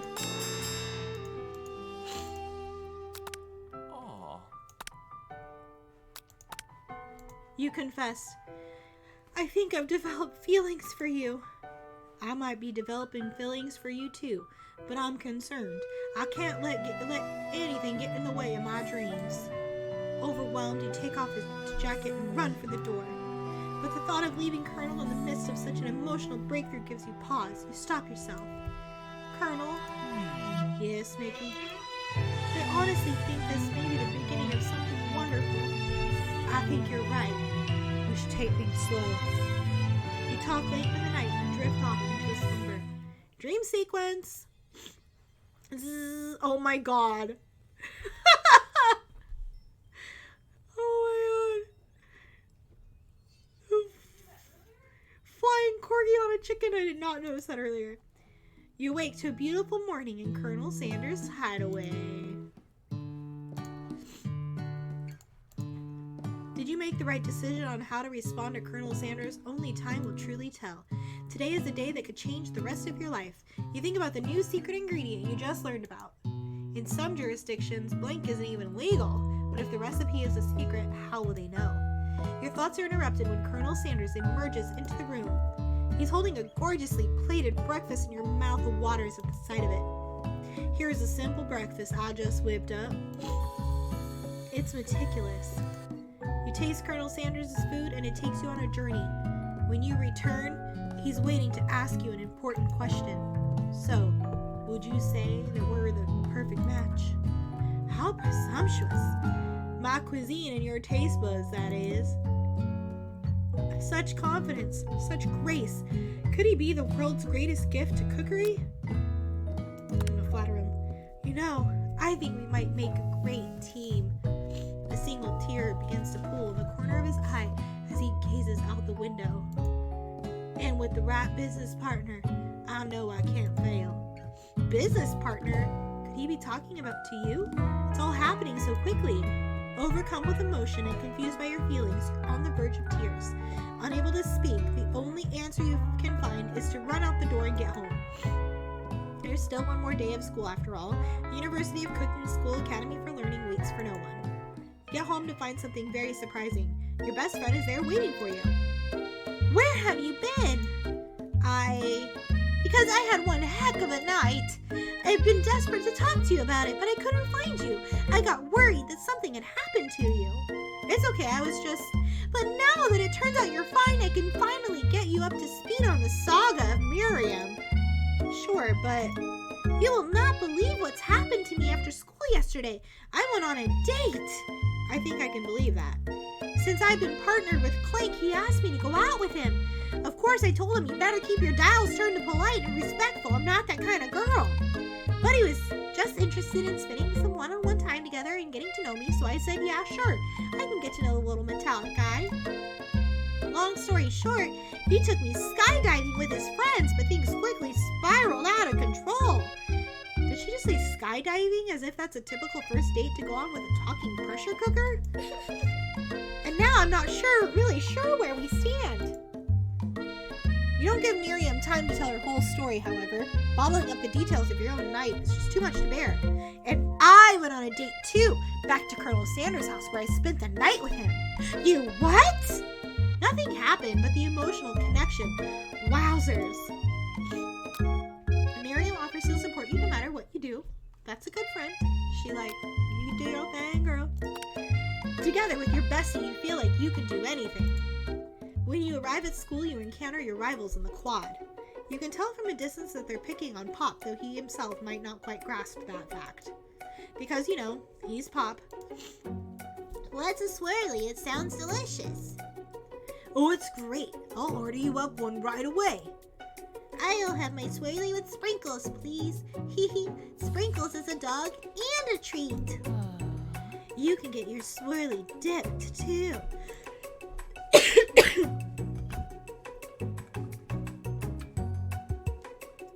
Why don't you pick on someone your own size? Because I'm literally the biggest person at this school? There is that horse that Colonel Sanders rides to school, but who would dare pick on such a gentle and beautiful creature? You got some nerve, Nikki, suggesting I pick on a defenseless horse. Now you're twisting my words and I won't have it. You clench your fist, but the injury from yesterday's mixer accident makes you wince with pain. Doesn't look like you can go on cooking like that. Might as well just give up. I'll never give up, ever. Colonel Sanders arrives just as it appears things are going close to boiling over. A naturally intuitive person, he senses that something has been going on. Is everyone excited for the final day of school? Nikki, how's that hand feeling? I'm sure you'll be back in fighting form by this afternoon. Aren't you concerned about my hands, Colonel? Yesterday I almost broke a nail, winning so hard. Technically, I don't believe a winner was decided, but your presentation was quite impressive. What is he doing complimenting her? But what about the flavor of my delicate, warm, gooey chocolate sauce? It was clear that you're passionate about how your food is received. That's a lot of words to say it was bland. Excuse me, Nikki, I'm more more than capable enough to speak for myself. Maybe you could tell me more of your thoughts as we walk to class, Colonel. I'm always interested in discussing the fine art of fine foods. Am I getting the brush off from Colonel Sanders? See you inside, Nikki. Annoyed by Colonel Sanders' inability to see Ashley for who you know she really is, you walk across the quad to get some distance. In an attempt to distract yourself from how slighted you feel by that interaction with Ashley, you take out the spellbook you recovered yesterday and start flipping through the pages. Whoa! That's that book? It looks like bad news! It's just something I found lying around. It would appear to be some sort of grimoire, but I don't really believe in magic stuff. A grimoire? Looks like a book of spells. I don't know who would spend so much time decorating a magic book if it weren't really powerful. I can think of one surefire way to find out. You open a page covered with arcane warnings. Cast only in case of extreme emergency, it says across the edges of the page. I could use this spell here that says it will erase anyone I choose from all my memories. If I scrub out Colonel Sanders, it would probably help me focus better on the upcoming final exam. That is way drastic. Couldn't you do something else, like anything else? Not rooted in dark magic? Maybe tie a string around your finger? Okay, fine, it is drastic, but desperate times call for desperate measures. You've got a memory erasing spell sitting right in front of you and a pretty good excuse to try it out. I'm not going to do it. You take your friend's advice and put the book away. It's almost time for class. Sprinkles is already in the room waiting for students to arrive. He clears his voice to make a quick announcement. I want you all to know I feel something of a dog moment coming on, but I assure you it's nothing to be afraid of. His cute little nose scrunches up and he begins to breathe quickly. He must be hungry. Reach for some old homework to give him as a snack. Dogs can be rather unpredictable, especially Sprinkles. Wait to see what happens. Sprinkles stops in his tracks. He focuses in on the window. The room is deadly silent. When you follow his gaze, you see a tiny orange squirrel perched on the cherry tree outside. Sprinkles turns feral and runs to the window of the classroom. He begins barking uncontrollably at the squirrel outside. Terrence! I told you to never come back here, Terrence! I will destroy you, Terrence! Sprinkles is barking ferociously, drool flying off his face. The squirrel looks over, but he doesn't say anything back. You wonder, is that even a talking squirrel? Who named him Terrence? You better not show your chubby cheeks around here ever again! After Sprinkles is satisfied that his presence had been felt by not only Terrence, but any other squirrel in hearing distance, he returns to his professional tone. Ahem. I apologize for the outburst. This actually brings up an important point. Thank you, Nikki, for reminding me to dole out this indispensable bit of wisdom. You see, before you can go any further, Miriam's love drama spills over into the class. Sprinkles is interrupted by whirs and sparks coming from the back of the room. What's happening back there? I told you to save it for after class. You think I wanted to be thrown from a plane strapped to a stranger? Miriam and Clank appear to be arguing, but you still haven't learned to speak Clank's language of mechanical noises. But no! You had to show off your cool kid friends Jeff and Joan. J&J forever. Watch us form a triangle in mid-air as we descend. Triangles are the strongest shape, don't you know? Yeah, well, that doesn't make it a great date. Beep. Then take Jeff and Joan with you. You can all hold hands as you pedal down the mountain or off a cliff for all I care. Sad beep. Clank begins to shudder. Steam pours out of the gaps in his panels, and then a loud ding stops him in his tracks. Beep. Bzz. No amount of ceasing is going to make me want to eat that, Clank. Clank burps out a completely deep-fried sneaker. Considering that he himself has wheels, not feet, it's not entirely clear where it came from. In terms of deep-fried footwear, I guess it looks okay. Clank slowly rolls out of the room to be alone with his shoe. Everyone tries to pretend like they didn't see the entire thing go down. Nothing like a loud public breakup to cast a pall over the final day of school. Well, that was unfortunate, but we mustn't be distracted from what lies ahead. The final competition, showdown challenge exam. Oh my god. It's Clink a carnivore and that's just like the leftovers. I'm still working on the title, but I think you get it. Test time approaches. See you all in the arena. Before you can think about your upcoming competition, there's a very beautiful soul nearby and in need of a pep talk. Hey Miriam, are you okay? Okay, I'm so mad I could smash a tiny mug, spilling several droplets of hot cocoa all over the floor. How could he embarrass me in class like that in front of everyone? Her tiny cocoa is a delicious treasure, so you know that this breakup is no joke, even if the source of her frustration is a silly boy. I know that you know this, but I'm gonna say it out loud. You don't need anyone. Me and you, we're gonna cruise through this final test and hit the carpool lane to Success City. Miriam brightens up, imagining the wind rushing through her short bangs, but she hesitates to embrace the feeling all the way. You're not going to saddle up on Colonel Sanders' stallion and ride off into the sunset without me. Of course not. Well, maybe, sorta, but I'm sure there's a pony out there with your name on it and a big ranch big enough for both of us and whoever else we want to bring along. If it's not Pop or Clank or anyone else you meet today, tomorrow, or this whole year, so what? You're a special person who shouldn't settle for the first someone to show a little interest. Anyhow, Miriam gives you a big hug and wipes the tears from her cheeks. I should really review my menu for today. I'm going to make a very special soup. And I bet that Professor Dog is gonna love it up. While you were pep talking Miriam, you completely missed lunch. That's okay because you had a better idea how to spend the time before your exam. You've decided to head to the arena early to practice a dish. This is it, the location of your final challenge. A test of will, a test of courage, a test of talent. And a chance to beat the pants off of Van Van, the supposed man, and his eviler counterpart, Ashley. As planned, you begin to rush through a quick test of a recipe you've been working on, Nikki's famous chicken pot pie. After practicing for months, making this dish comes second nature to you, and you're able to quickly get a fresh pot pie in the oven. But as soon as you do, your cram session is interrupted by Colonel Sanders. Nikki, what are you doing here? There's still time before the final exam. Oh, just taking it all in.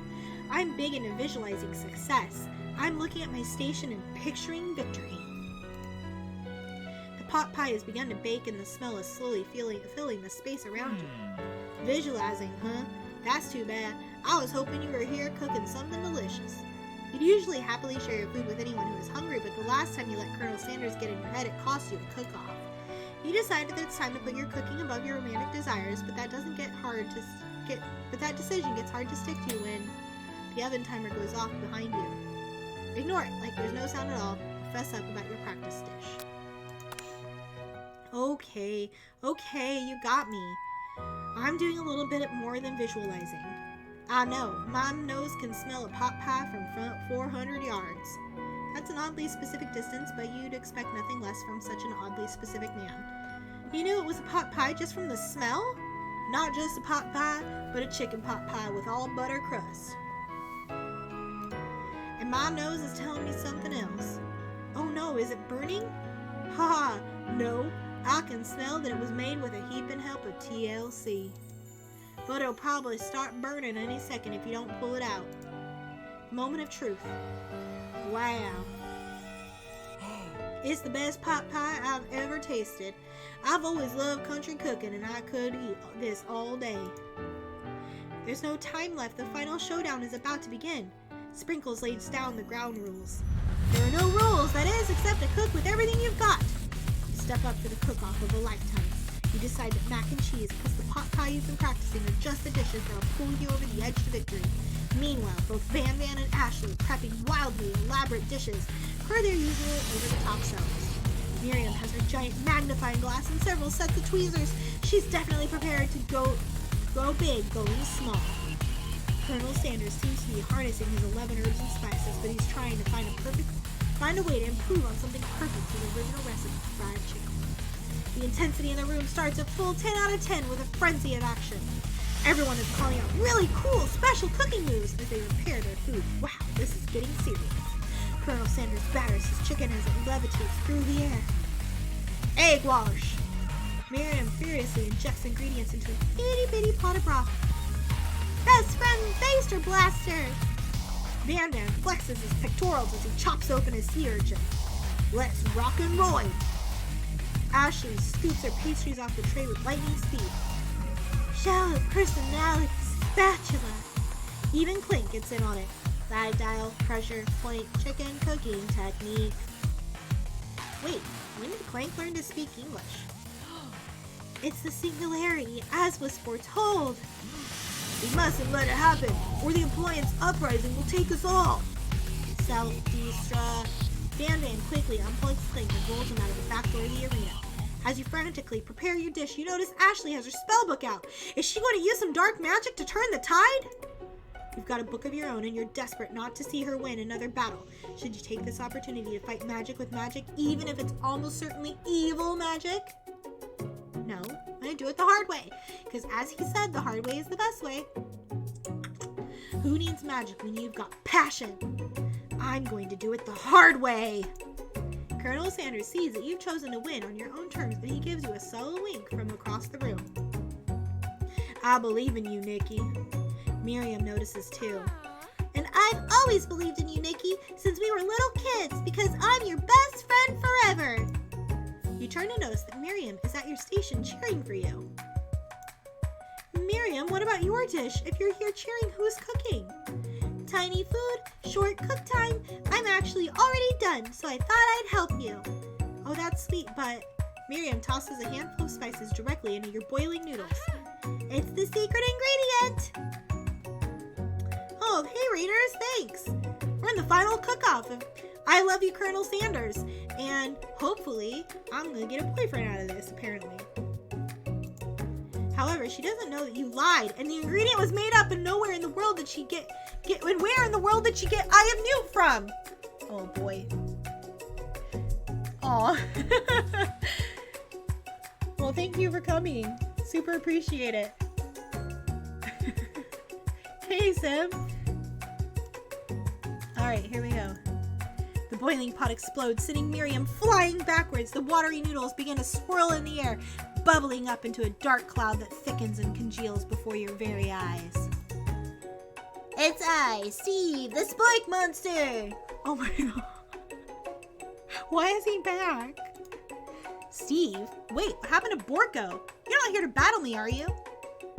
We Spork Monsters are many. I think Borko had the day off, but you have conjured Steve, and I hate to battle, so I'd say you're doing pretty alright. It's a Spork Monster.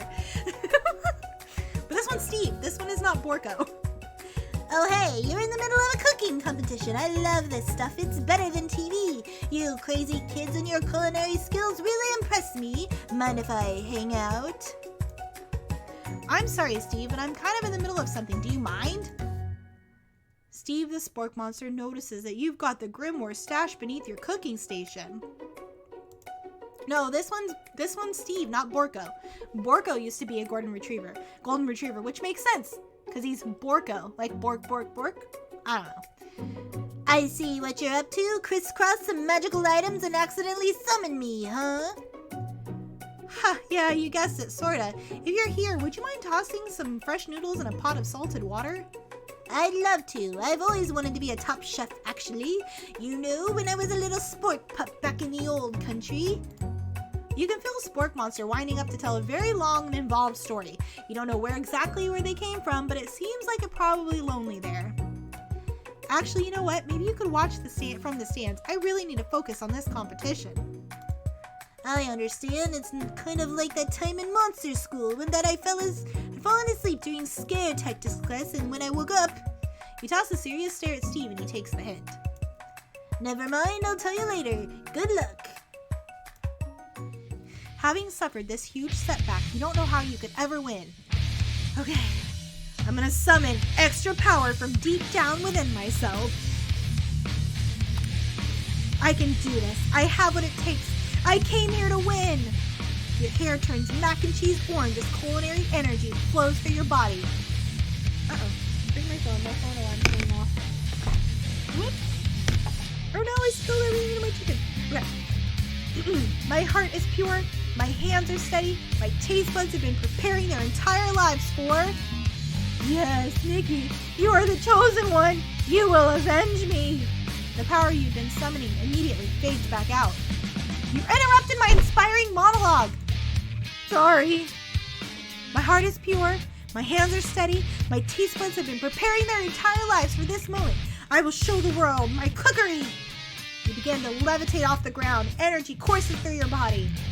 You know that with this power you can do anything. Except turn back time, which would be super useful because while you were powering up, your chicken pot pie overcooked in the oven and can't be served. Are you fucking kidding me? So don't worry, dear Nikki. You may have suffered some setbacks, but not all is lost. Impressed with your fortitude, Colonel Sanders decides that you have earned his support. I've been watching you today, and I must say, I'm truly impressed. You've been thinking on your feet and rolling with the punches. He steps up to your station and stands right beside you. I'm here to help. All you've managed to make is mac and cheese, and time is almost up, so you're going to need it. But Colonel Sanders, what about this test? What will happen to you? What about the rules? Following the rules has never really been my thing. I follow by heart. What a guy. Colonel Sanders unfolds a delicate white towel to reveal the most delicious fried chicken tenders you've ever laid your eyes on. And besides, sometimes unexpected combinations can have surprising effects that surpass their individual ends. Are you suggesting if we combine forces we can form the perfect food union? Time's up, students! With time expired, it's the moment everyone has been waiting for. You must now prepare to present your dishes. A handful of students stand tall, but the class seems incomplete. It seems we're missing some students. Pop? Clank? From off-screen, you hear a pure and innocent giggle that can only come from one student. Hee, I'm flying. It sounds like it's coming from that broom closet over there. Miriam, would you mind? Inside of the closet, you see Pop hanging on a broom hook by the elastic of his underpants. Pop, get down from there right now! Let me guess, did Van have something to do with this? When somebody asks for a wedgie, who am I to refuse? I thought a wedgie was a salad. It looks like Pop is eliminated from the challenge, seeing how he didn't cook. I can't feel my legs. May I be excused? Sure. Oh, there's like a little ghost in the background. You kids and your pranks. I must say, it's not the worst prank in UCSAL history, but it's not exactly yearbook material. Wait a second. Pranks? Clank! Where did that pressure cooker roll off to? You wait to hear a signature word, beep, or other onomatopoeia, but there's none. Somehow he must have gotten unplugged, I guess. We'll have to figure that out later. That leaves only 4 remaining students. Please collect your final projects. Yes, it has been a long semester. Wow, 3 whole days long. But after days of hard work, the time has come for me to eat. Miriam, please step forward. You're so cute. Now describe your dish. I've made tender udon noodles in savory soup. My word, it's so delicate. Is that a teeny tiny Naruto maki I spy afloat in the itsy bitsy bowl? Yes, chef. Please call me Sprinkles. Chef is my father's name. Yes, Sprinkles, and some green tea made from baby leaves that I picked myself. Sprinkles carefully sniffs around the dish before opening his mouth and letting just the tip of his pink dog tongue to dip into the bowl. Sublime. Would anyone else like a taste? Oh, come on. I'm not one of those dogs who doesn't floss. I have been a really cute electric toothbrush for dogs. Fine, I'll enjoy it all by myself. Oh, he's crying! And in a flash, the entire meal has been devoured. Not that it took much. It was less than a thimble's worth of soup. A+. Rarely do I taste a dish with as much love poured into it as yours. Miriam is overjoyed. She gives you a huge hug. Thank you, Nikki, for helping me to believe in myself. Van, you're up. Now describe your dish. I made uni over smooth egg custard in an ox-hewn urchin shell topped with caviar. Did you skewer one type of urchin with spines from a second different colored type of urchin? Yes, Sprinkles. A bit much, don't you think? That's exactly why I did it. A bit much is kind of my brand. Doesn't it look cool? Sprinkles leans in to sniff at the uni, but he can't get his nose close on account of all the spike. He begins to paw at it erratically, causing the custard to slosh around. Woof, woof! Please be gentle with my cuisine. Grrr. Finally, Sprinkles goes all in, tongue first, but he can't get past all the needles. He reels back as his tongue is poked and prodded. Youch, my tongue! The professor appears to be having an allergic reaction to the sting. Oh no! I can't eat this. It keeps poking my tongue. Disqualified! A stunning turn of events. Who would have thought that serving food in a bowl made of needles could make it difficult to eat?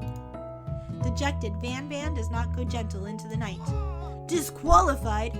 For glamour? Don't discount simplicity. This isn't the last you've heard of me. Before forcing us to endure a swollen tongue for another moment, Sprinkles graciously laps up a bowl of milk. I know. Yeah, I'm a dog and I drink milk. Get over it. Sometimes it helps calm my agitated tongue. Next student. Ashley, it's time to step up. Now describe your dish. I made orange blossom Turkish delight in a light rosewater syrup, topped with French meringue and connected by sugar glass. That actually doesn't sound too bad. Indeed, it's quite delightful. However, I'd ask that you please refrain from eating it or attempting to taste it in any way. It's very fragile and meant to be a display piece. Don't eat the food? At a cooking school? Got toast in your ears or something, Nikki? I told you it's a display piece. Ashley, I must say it is beautiful. However, this is a cooking competition at a cooking school. Yeah, which is why I cooked it and did an extremely good job cooking it too. I didn't realize that we were having an eating exam. If I wanted to be judged on eating, I'd go to the College of Eating School for the Hungry. I suppose you could smell it if you absolutely insisted, but don't breathe too hard. You might disrupt the sugar spiral. If the food cannot be eaten, it cannot be judged. You are disqualified. Rage overtakes Ashley and she finally cannot keep her two-faced routine up. You wouldn't know high-end cuisine if it cooked you. And with that, Ashley storms off to rededicate herself to being the best, but this time without being shackled by trying to be fake nice and liked by everyone. This isn't the last you've heard of me, either. If this class gets much smaller, I'll be teaching myself. You and Colonel Sanders, the final cook, step up together. 2 chefs? What began as a bowl of delicious mac and cheese has become something else. He examines it closely, sniffing and eyeing the bowl. Uh-oh, I don't have a good feeling about this. From somewhere in the room, a literal drum roll plays. Just when I thought I had seen everything in this kitchen, you give me this thing, and completely blow me away. In my 49 dog years of life, I have never tasted anything so delicious and perfectly balanced. It's so delicious, in fact, that everyone passes the class. You pass, and you pass, and you get a pass. Everyone gathers around and partakes of the mac and cheese bowl. They all seem to transcend this reality into another dimension. Oh boy, here we go. You win! Together, you and Colonel Sanders have made a new menu item. The new menu item is so impressive that even the Van and Ashley are drawn back in by its magnetic fragrance. When they gaze upon your mac and cheese bowl, they admit that you are indeed an excellent chef. Sprinkles declares that you've passed.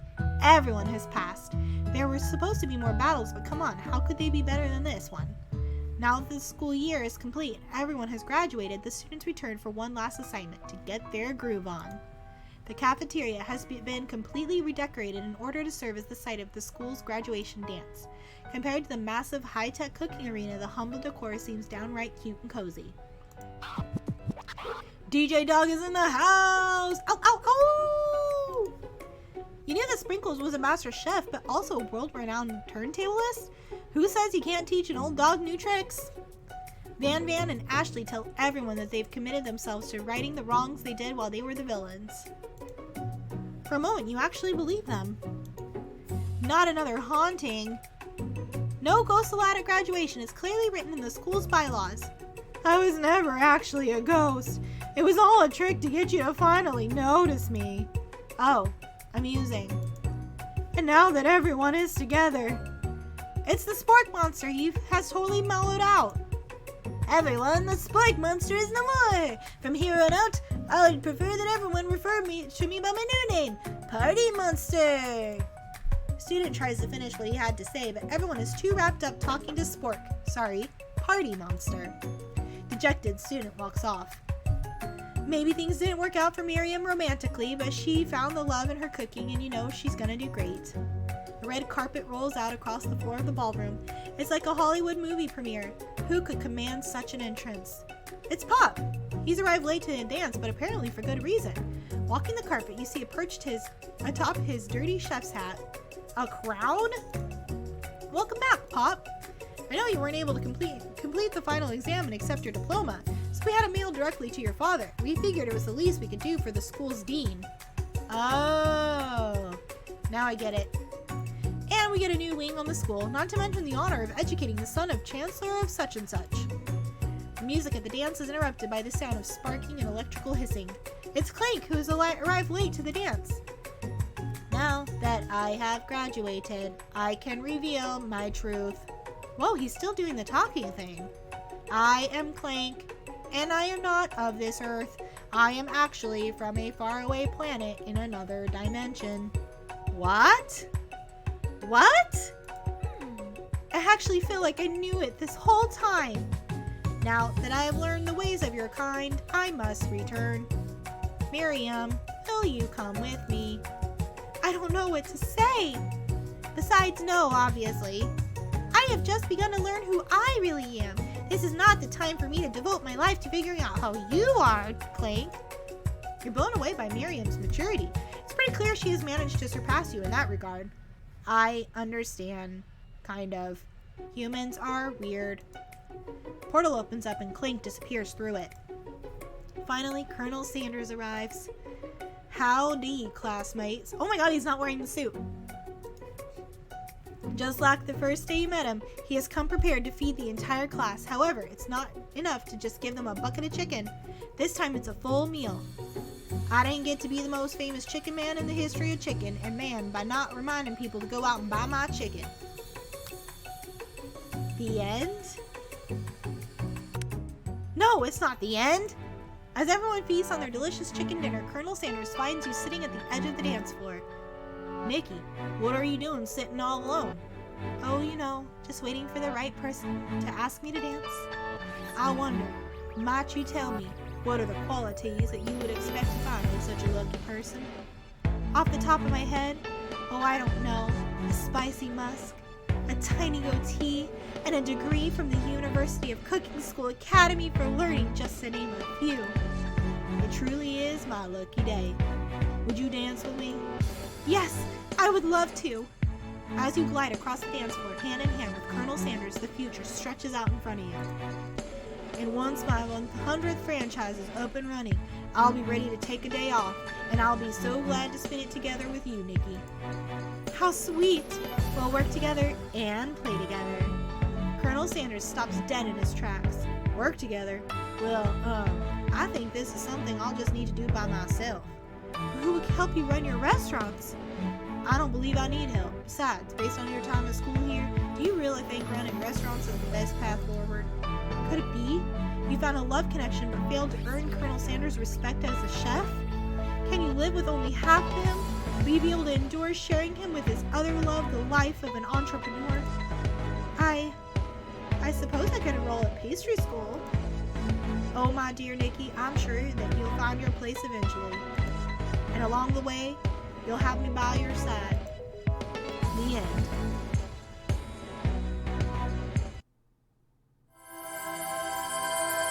All right. Well, that was a very, very wild ride. Wow. Wow. That was a lot. That is loud. I need to turn this down.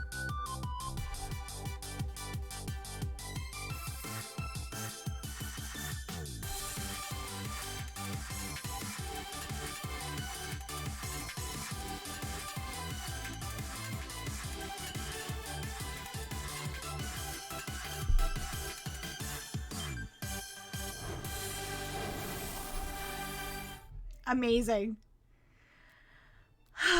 Okay. Oh my god. Okay, so that was wild. I don't know what I expected. I haven't actually played a lot of relationship simulators or dating simulators, so I didn't really know what to expect. Um Favorite parts? I mean, the Colonel's kind of a hunk. That's pretty fun. The horse, definitely getting kicked in the face by a horse was great. Um, I liked the dream sequences. That was wild. So yeah, fun game. I played it in about 2.5 hours, I would say, a little less than that. So, pretty fun game, and it was free. So can't beat that. Thanks to everybody who tuned in to watch me date Colonel Sanders. Definitely tune in tomorrow. We have at 11 a.m. Pacific, we've got our Avatar Legends game, which has been wild. It's been so good, and the cast is awesome. I mean, I am in it, so I'm a little bit biased, but everyone's super funny. Our characters are super well fleshed out, and the chemistry in the cast is just amazing, and Riley's an awesome GM. So definitely check that out at 11 a.m. tomorrow. And then Tuesday, we should be back with our Vampire the Masquerade Lost in Miami. And that's also a really fun time. If by fun, I mean scary and spooky. So have a good night, everyone. Thank you for tuning in.